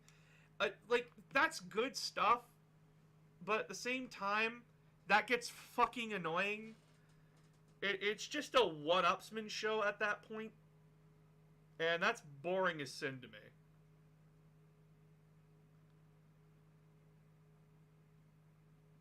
When, like, writers do that, it's just like, yes, but my guy planned around the plan that he planned around his plan. No. You saw his plan coming, congrats.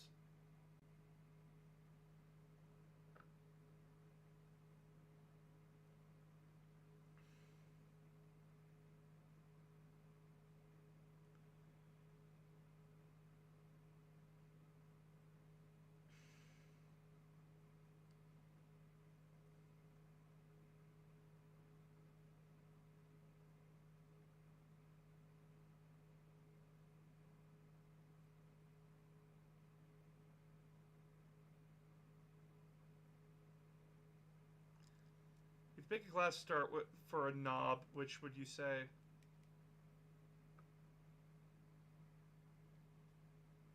A knob?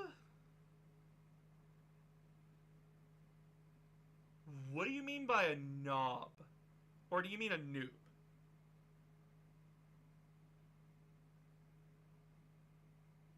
Because knob is an orc unit. Noob, sorry. Ah, okay. An army for a control player. A good question. What do you want for an army that you want control of the board? Okay, so for Tabletop 40k, control is not controlling your enemy's units, like directly or countering them directly. It's more control of the board. You're forcing your opponent to deal with situations that they don't want to deal with. So if you want an army that's based on control, you want a fast attack army. Because you have control of the board and you are forcing your opponent to address fires that they have to go and put out. Instead of dealing with the overall problem of, since I control the board, where are you going to go? Now, there's a lot of ways you can do this. It doesn't have to just be fast attack, sorry. It's a lot more than that. you can control your opponent through artillery. Basically, just putting units in the back and basically forcing them to come to you because that artillery, whether they like it or not, is going to be a damper on their movement. It's going to hurt them because their infantry can't survive that. Or you have special fast attack units that can just slip on in, slip on out as fast as humanly possible.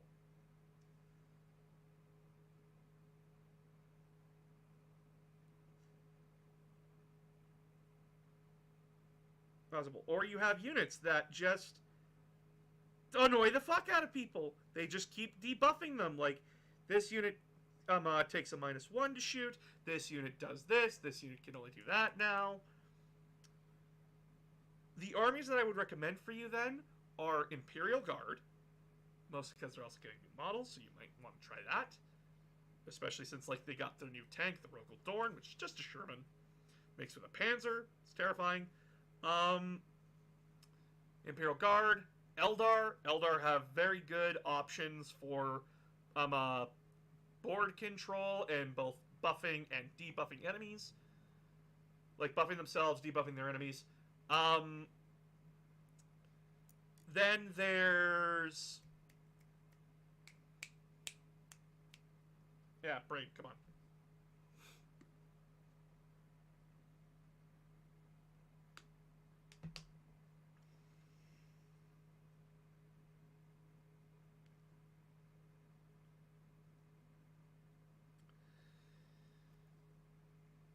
Then there's Alpha Legion that you could play for Chaos Space Marines. They are the kind of guys that you would love to just... They're the kind of guys that I know you'd love, Shadow. They're the infiltrators, the operatives, the guys who slip in from the back, stab you in the back, and then point to the guy next to you and said, no, they did it.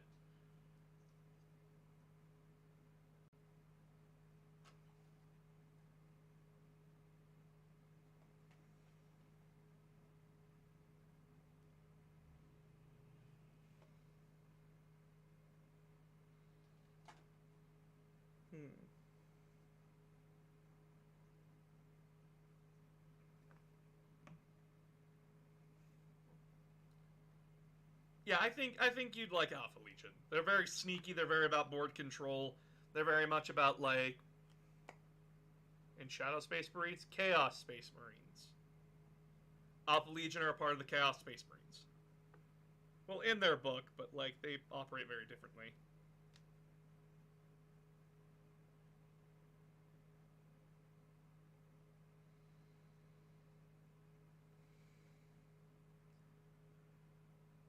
It's basically your preference. Do you want evil-looking guys?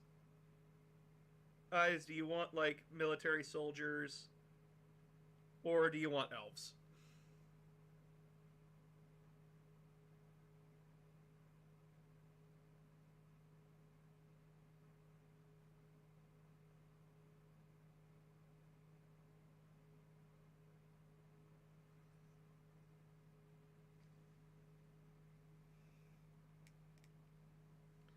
But yeah, it's basically how you want to control the board.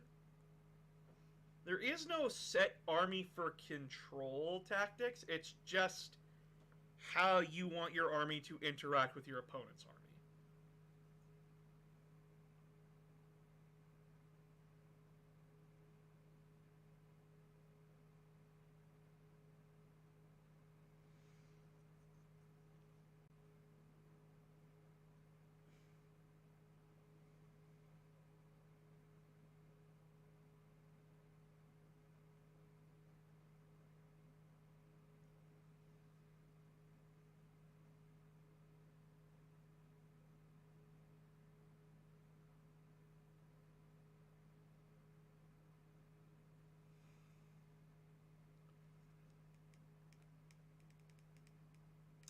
Honest question, have you ever gotten frustrated and just painted a mini in random colors? I did, actually. I did. A long time ago. I don't have it anymore. I think it, like, got broken or something. I did paint a model in random colors, and it kind of helped me figure out, like, color theory and everything. Like, what colors look good, what colors look bad. at least to my eye, because I'm an idiot.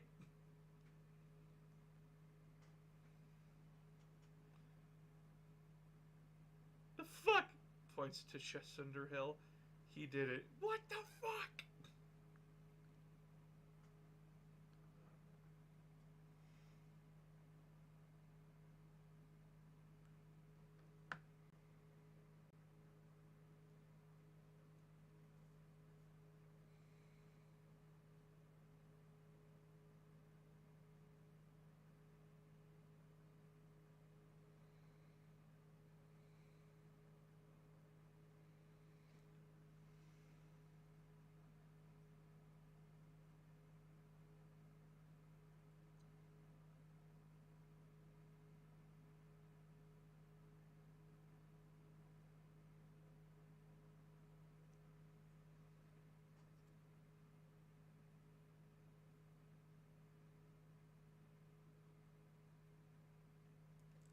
I totally didn't turn the music back on.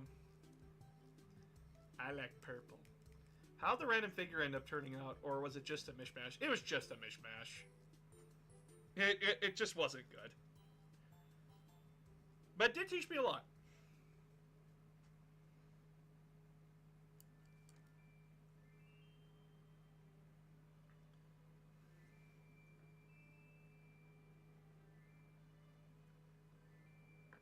Now, a lot of you are probably thinking, like, why did I choose the color scheme that I chose for my army?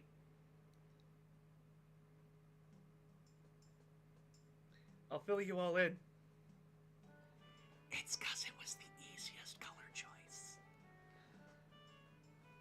Silver and black is one of the easiest color choices that you could ever pick.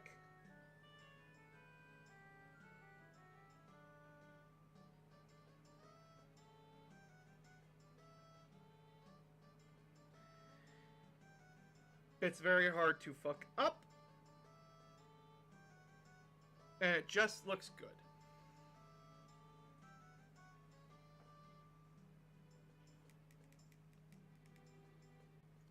But the problem comes with detailing. What color for details do you choose? I did not choose the easy color scheme. What color scheme did you choose?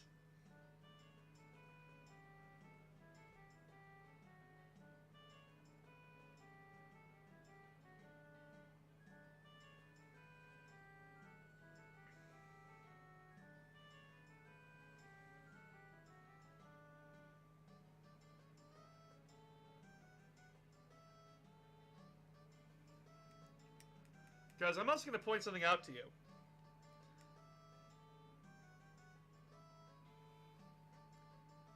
A color scheme that may be hard for you might be easier for someone else. Oh, red and gold? With tons of detailing. Ooh, that's a hard one. Red is a very hard color to make work in light, honestly. It's not an easy color. I will give you that, yeah. But there are other people who know how to make it work.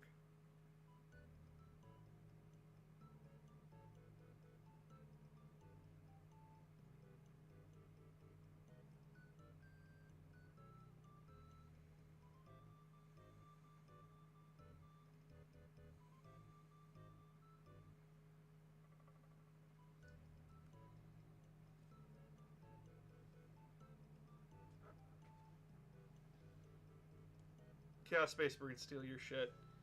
Ah, they steal everyone's shit. They need to survive.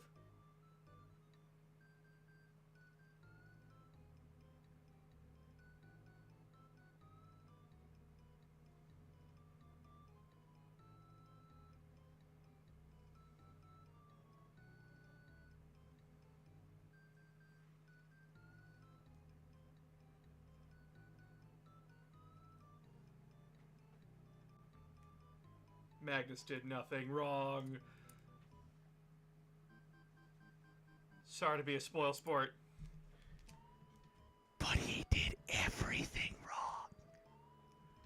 and I'm gonna do you a quick lesson. Okay, so be me. I am guilty as fuck, Red Boy. I am the smartest man in the room, aside from when the Emperor is in the room. And when the Emperor says, "Hey, so like this, it was all Erebus's fault." Listen, we're not blaming Magnus for the Horus Heresy. Magnus tried to stop it, but that's not what we're blaming Magnus for. Magnus still did a lot fucking wrong. Magnus was arrogant. He was an arrogant little boy who basically said, "I understand everything. I know everything." Magnus is innocent boy. Listen, I like Magnus too. But he's guilty as fuck of being an idiot. If anything, he's the ultimate himbo. I think it's more safe to say Magnus is the whole idea of the road to hell is paved with good intentions. There you go. Magnus sold his legion's soul to a mollusk without their consent. Magnus mentally fucked a poor human being into basically being his typewriter.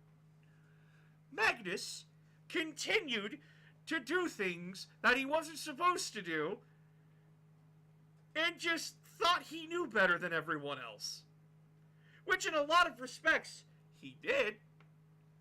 But just because I know how to handle an oven does not mean I know how that oven works. Just because I know that the oven creates heat does not mean I know how the oven creates heat. It also doesn't help that he lies. He just, like, fucking lies a lot. Like, You don't lie to the guy who might have been around during the time that a myth was created. You just don't. It's not a good idea. Just saying.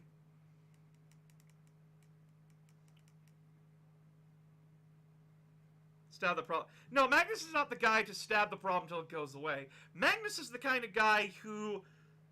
So, basically, to put this into perspective, if I put, like, Gulliman, Magnus, Mortarion, and Sanguinius on a ship together, this is what the four would do if an alien was on their ship. Gulliman would try to see if the alien was smart, so he could communicate with it. Sanguinius would just basically try to understand if the creature had a motion. Mortarion would just shoot it. Magnus would study it. However, if that creature turns out to be hostile and wants to murder everybody, Gulliman, Sanguinius, and Mortarion would shoot it. Magnus would say, No. I have studied this creature, so I have mastered it. Even though this creature is beyond his fucking scope.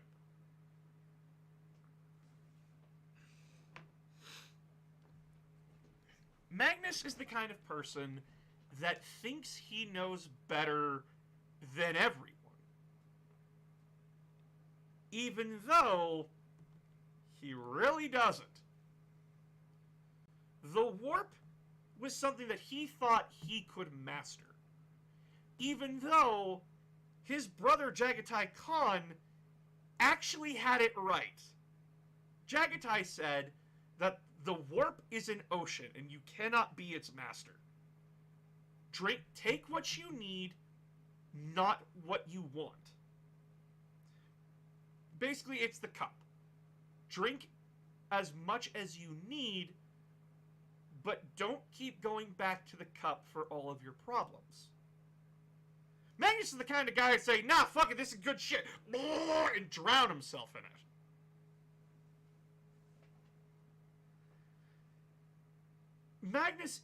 Magnus, in principle, was a good person. He wanted Psykers to be seen as equals, that they were useful. They weren't just problems to be thrown away. That they're not these witches, that these ignorant fuckheads know nothing about. He wants them to be seen as useful and equal. Because the Emperor is a psyker. It's obvious. But that wasn't the problem. The problem came when he thought he knew better. Tzeentch used his own ignorance against him. Tzeentch used his own ego against him.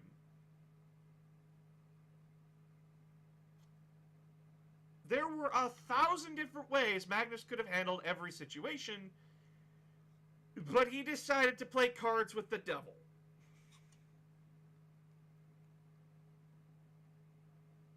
Oh, trust me. Trust me. Trust me. The Emperor isn't off my shit list either. The Emperor is not off my shit list. Oh, trust me.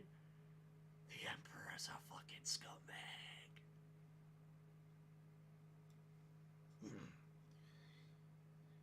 Magnus was the victim of his own hubris. And he continued to think that his powers could solve all of his problems. Oh, Horus has betrayed us. I could take a ship to go talk to my dad. Yes, he doesn't want to see me right now, but I think in this instance, I should tell him. No, I'm just going to break his fucking psychic wards that he put up for a very good reason around the entirety of the Imperial Fortress, because I really need to tell him something that I can just tell him in person. Oh no, I can't get past the psychic wards. Whatever shall I do? Hello, stranger.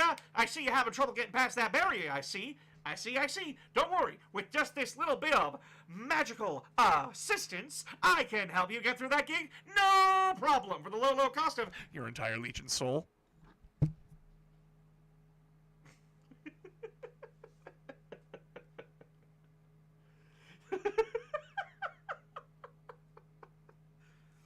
Tzeentch played him fast and loose, baby. Fast and loose. Now, I know that you're probably like, Magnus fucked up. Yeah, Magnus fucked up. It was a price for the greater good. Yes, a greater good that got his home planet nuked, his legion broken, the curse coming back, which then led to his sons basically becoming vacuum cleaner fodder. Am I missing anything? Look, even Magnus in the books, when you talk to the fragments of his soul, a lot of them were like, nope, I deserve this. I fucked up. I am solely to blame for what happened to my legion. Like an NES cartridge. Just blow it up, it'll be fine. Now, what about the Emperor? Oh boy! Let's get into this fucker. Okay, so be the Emperor, born back during the Dark Ages of mankind. The Emperor needs therapy. Everyone in 40K needs fucking therapy. Anyway, the Emperor is an asshole. He is the man that thinks he knows better. Even though he thinks himself above us. He thinks he understands humanity. He thinks he understands who we are as a species. No, he doesn't. He doesn't at all. Oh, it's my way or the highway, the fucking person. The Emperor is a prick made manifest. Because he just thinks he knows better. He creates 20 slaves. Do not call them anything else. They are just tools for his own amusement. To go and conquer a galaxy for him to kill 4 fuckwits he cheated in the card game. Let me tell you why you're wrong, boyo!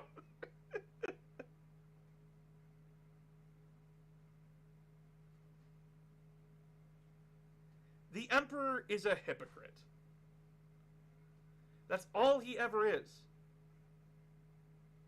Is he right about a lot of stuff? Yeah. He is. He was right that, like, chaos would starve itself out. Oh, he was right that, like, if he removed all religion, it would kill chaos. But here's the thing about religion. It has a nasty little habit of wanting to fuck with people. Hi, I love you. You're cold. I'm very cold. It's cold outside. It is cold outside. Are you warm? Are you warm enough for me to steal your heat? Yeah. Oh no. Oh no. She's shoving her hand down the back of my... Ah! Ah! Ah! I did ask. Is this not okay? It's fine. I just... Oh God, it's like ice. Jesus Christ. Oh my God. They are actually... Oh. I hope your hand is warm. I hope it's feeling good now. It feels very good. The baby is mimicking the daddy.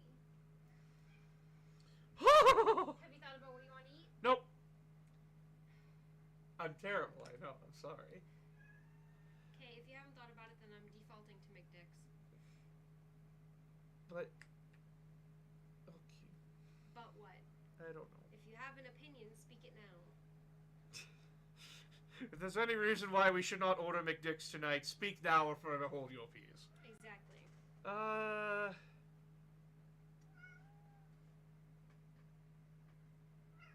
What, baby? Yes, I know. Hey, don't Fuck it, yeah, I could use some chicken. Chimkey nuggets? Yeah, sure. You want iced tea or Sprite? Iced tea. Okay. Anyway, so... Big Boy Emperor. He thinks that he can... Basically, he does a Magnus and thinks he can master something that has been alive longer than him. In that he thinks he can master concepts. And that's something that a lot of people tend to forget about Chaos. Chaos is not a force that you can just defeat. Chaos is the literal emotional state of the universe, of everyone. Slaanesh is not just the god who likes to fuck. Slaanesh is the god of bliss and pleasure and accepting who you are, like embracing what you love to do. Love thyself. And don't ever feel bad about what makes you feel good. Nurgle is literally nature. He is the cycle of life and death. What's up? Would you like another fry? Medium, please. Tzeentch is not just deception. He is magic. He is creation. He is progress. Tzeentch is progress. Khorne is not just war. He's not just blood. He's honor. He's justice. He's loyalty. He is the man who holds you to your word. What's up? I just realized that when I get up, my face might show. No, The cat is in full view, babe. that's why you just roll out of the room. Escuchi. Escuchi. Escuchi. On the upside, they know what your feet look like now. Phoenix OnlyFans coming soon. I You can't. want anything else? Your endless love. You already have that. I don't need anything else. Feet pics for free! Not for free, I get ad revenue from all of you. Which makes me happy. But please donate, it's not enough. No, it really isn't. It's like not even $5 per stream. Hey, why you do that? You don't do that. No. How dare you? Talking smack. Cat's talking smack. Uh-huh. Listen to that cat talk smack. Holy shit. Ow! Yeah, I can do it too. Like, guys, the Emperor... Oh, boy! He really only saw his sons as tools. Like, when Gulliman was reunited with him in the 41st millennium and, like, got to talk to him, the conversation wasn't, Gulliman, my long-lost son, I thought you were dead. I'm so happy to see you alive. I've, like, here, let me give you the tools that you need. It was, oh, hey, 13. Hey, 13. Gulliman was just a number. Gulliman was just a number. When Sanguinius died, right, the Emperor was not, how dare you for killing your brother and my son, you traitorous cur. It was, oh, he's dead. Ah! The Emperor only killed Horus after Horus callously murdered a guy. How could you kill someone so callously without thought? I don't know! It's like he was programmed to do that, you fucking idiot! Like, what? What?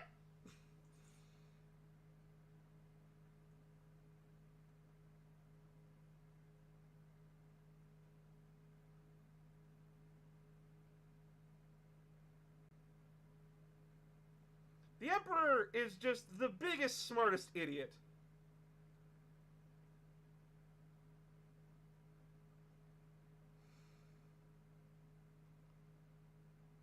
It was also just a massive fucking hypocrite. And cue the fucking Lamenters never having a good day. They need a good day, damn it. Yes, they do. Seriously, he tore apart Sanguinius in front of the Emperor. He didn't do it in front of the Emperor's stronghold. He did it on his ship. Alright, I'm gonna explain the events here. Okay, so basically, the Space Wolves, the Ultramarines, the Dark Angels are coming right behind Horus. Horus at this point is like, fuck. If they get here, this campaign either fizzles out or it lasts longer. And I can't let it last longer. I need to make it decisive now.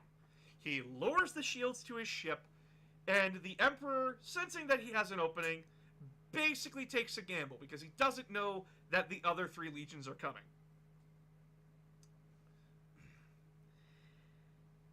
So he, along with his retinue, along with Sanguinius and his retinue, and Rogal and his retinue, teleport aboard Horus's flagship. And they are scattered across the ship. Rogal is sent the farthest away, the Emperor is in the middle, Sanguinius is closest to the chamber. Sanguinius basically runs into Horus, and Horus is like, join me, and together, Sanguinius, we can rule the galaxy.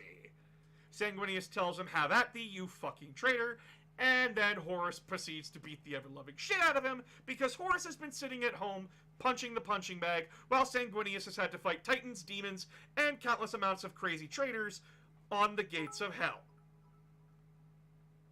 Oh, thank you. Thank you, Sunderhill. Thunderhill? What is Thunderhill? They donated $11. Thank you. Oh, thank you. We're at Thunderhill. 18% of our goal. Woo! Yay! I know it says 8.47, but like we've had some money donated thanks to Pokemon Nuzlocke. 7 days left in the month. You can do it. I believe in you. I think when everyone gets paid on Friday, I think we'll bust this goal right the fuck open. I hope so. Are you planning on anything special for Friday? Well, I'm gonna stream during the day, but then I was gonna go to the party. Oh, right. Okay. Yeah. So actually probably gonna like, I don't know, figure it out. Fair enough. But just wait till I get paid. I know. I'm gonna make like a big announcement that like we're gonna do a big thing on like Friday, and I just want people to try and bust this goal down because I really want to see if we can do this goal. Very excited. Anyway, You want to remind them what the goal is for? face reveal and force them to watch the Michael Bay Transformers movies. On camera. Well, we do that after we watch the movies. Like we get your opinions and thoughts about them. Oh, I thought we were gonna like do a reaction to the movies. No, that would get us in trouble. Paramount's a bitch. Yeah, I guess. The Eldar are looking at the Emperor. Have you learned nothing, you damn idiot? I wish to inflict Michael Bay on Phoenix. Oh. Did you hear that? No. Aramis wishes to inflict Michael Bay upon you. Then you better donate a lot of money, Aramis. Michael Bay. It's all up to you. Sarah, get out of there. It's not all up to him. There's plenty of people. We also have like, what? How many people on TikTok now? Hold on, I need to see this number. Well, we have like 61,300 people. I can fill a baseball stadium. Actually, how many people can the biggest stadium in the world hold? I need to look this up. Hold on. What is the biggest sports stadium in the world? The Run Grado 1st of May Stadium, it can have up to 150,000 spectators. Sick. You're over halfway there. Sick. Whoa! We're halfway there. Ah! I love you. I hope Carson didn't hear any of that. Oh, he probably did.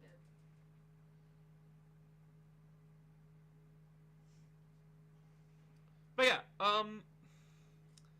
so yeah, basically Sanguinius gets choked out like a bitch, and the Emperor comes when Horus is just throwing Sanguinius off his hand, and basically just like, "What now, father? I've killed your perfect son!" No! 10! So what we need to do for the greater good is unplug the Emperor, call Trezon and Fabius up, and put a new clone on the throne. Poof. Done. That's another thing about why Magnus fucked up. The Emperor had to sit on the throne. If he didn't, Earth wouldn't exist anymore. Because, like, there's a warp storm underneath the Imperial Palace. And if that shit goes kaput, everyone is fucked.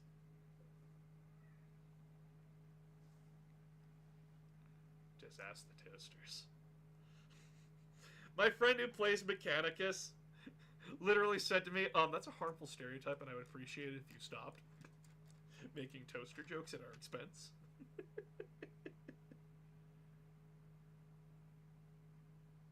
I love Doggo, he's great. I say we stab the problem till it goes away. That's a very Angron opinion of you.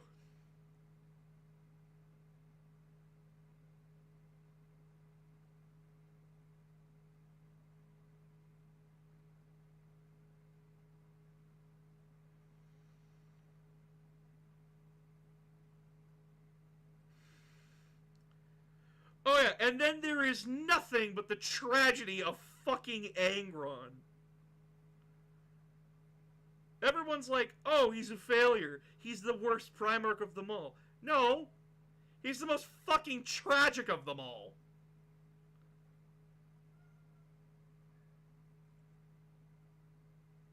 Fuck you. Wait, what's that about Warpstorm under the palace? I haven't learned that lore yet. Okay, so when Magnus broke into the Emperor's palace, when he wanted to ward Horus, he basically kicked the hole in the webway. He basically imagine that your body is like basically imagine the Emperor's palace is a body, and the webway is the veins in that body. What happens if you puncture a vein inside the human body? Babe, you're the science geek. What happens if you puncture a vein inside the human body? What do you think drawing blood is? Yeah, but it's internal. What do you think a bruise is? Broken capillaries. It would just be a larger version of that. It would form what's called a hematoma, which is a giant blood clot which is formed. Sometimes it has to be removed if it's too big, but it's formed in order to stop the bleeding from seeping into the cavity and to heal the wound. Okay, so basically that. But now imagine that Magnus basically just blew your whole fucking arm off. Oh, that's a complete different. Oh, I know. And now the Emperor has to sit on the throne to keep that hole from getting bigger. Well, the problem getting worse.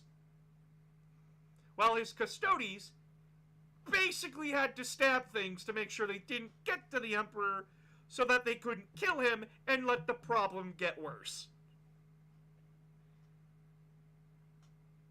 Like, it's why the Emperor is out of the entire Horus Heresy till the very last battle.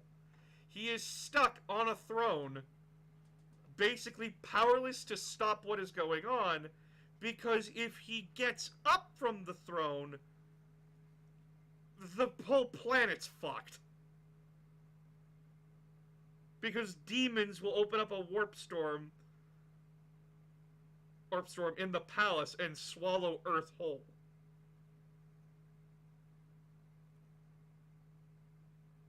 Yeah, no, Magnus did a fucky wucky. That's where the clones come in. I don't know if you can create a clone of the Emperor, because the Emperor, yes, his physical body is astounding.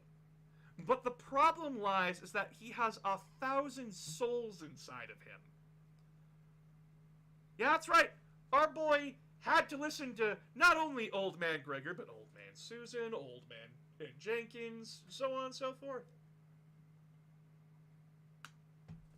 Because a bunch of shamans basically had the greatest idea of all time and mass suicided. Good shit, different day.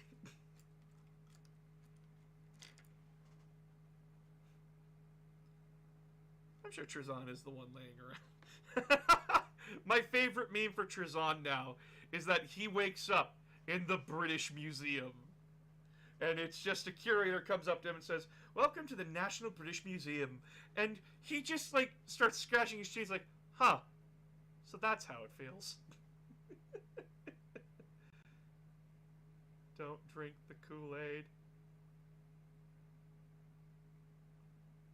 Can't fap. I can't fap. I can't fap! Ah, good times. Good times.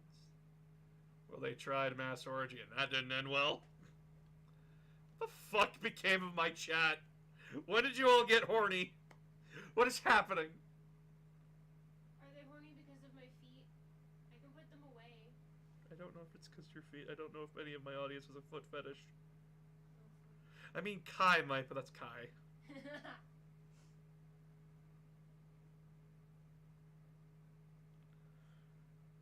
No shade, miss you, Kai. Come back, please. Famous friend.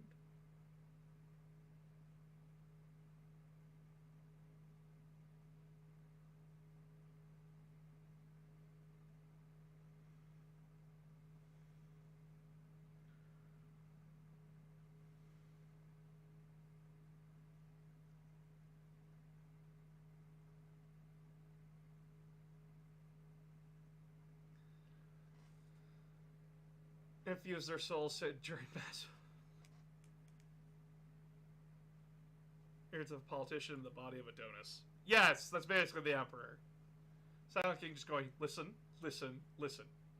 It was a good idea at the time! Can't even say it's Van. Can't even say it's Fall Might. They're in YouTube chat. Yeah, I know. Fucking hell, I thought Card Fight Vanguard lore was fucking weird. 40k murder fucked a god into existence! The difference between the orc gods is one hits you hard when you're looking, and the other one hits you hard when you're not. 40k is fucking wild, dude. I am shit. I want to know some Yu-Gi-Oh lore? I am not prepared to talk about Yu-Gi-Oh! Lore today. Holy fuck, is that a wild trip. Like, you need a full 48 hours of mentally preparing to talk about Yu-Gi-Oh! Yes. Actually, unironically, yes. I know.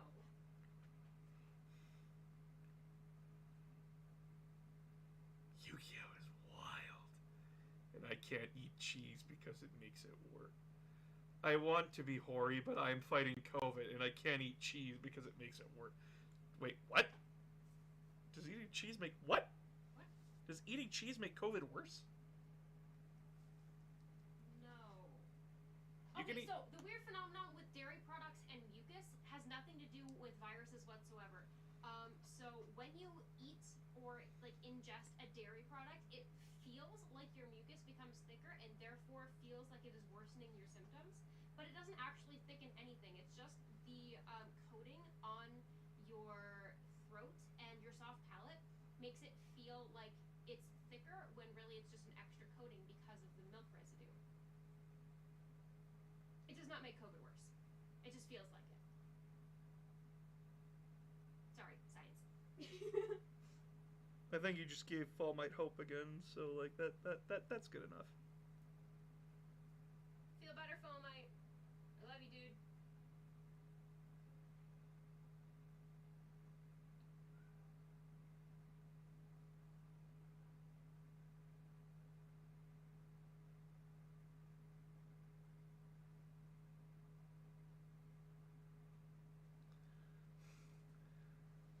Someone said some untrue medical shit and triggered Phoenix. It's Didn't not- trigger. Not untrue. They asked a question. No, back to Emperor bashing. Go back to it. Yes!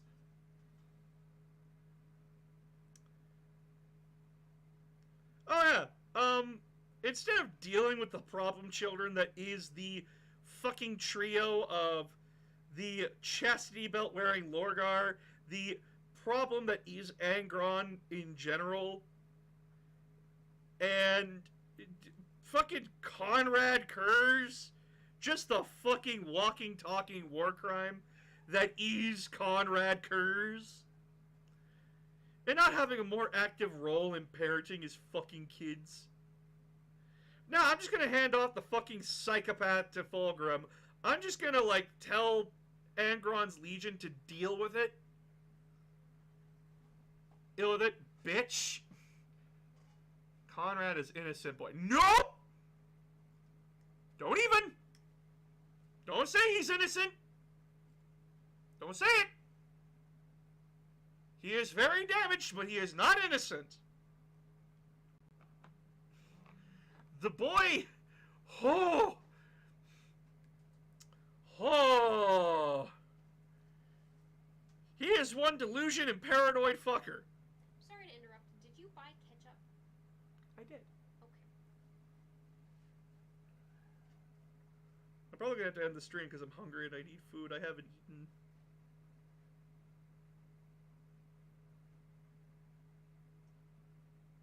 Money's very tight right now.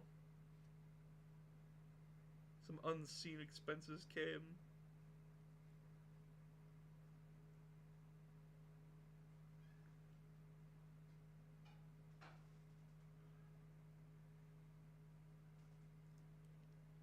Yes, I am the heretic.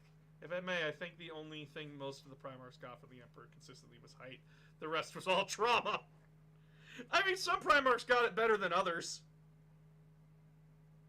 In a lot of ways. I think Gulliman got it off the best.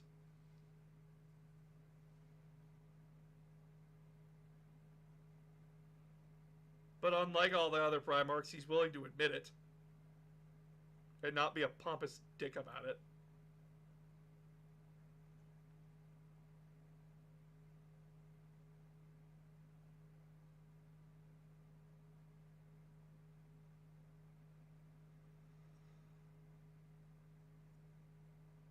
Alright, yeah, I need to get going. I'm starving and, like, I'm having trouble staying awake. Because I'm so hungry. Rogaldorn doesn't need trauma. He can fortify it. I am fortifying this position. Here's food. Alright. Yep, eat and sleep. Okay.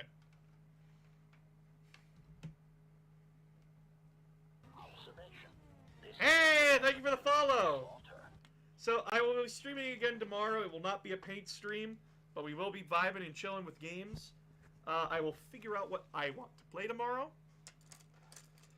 Please don't forget to donate. I love you all so much. Thank you so much for coming and watching. I very much appreciate all of you. Please share the videos around. Please share the stream around. I very much appreciate it. You guys are absolutely wonderful. I had a very good time tonight. We had a lot of good laughs. Thank you so much. I will talk to you all tomorrow. Good night.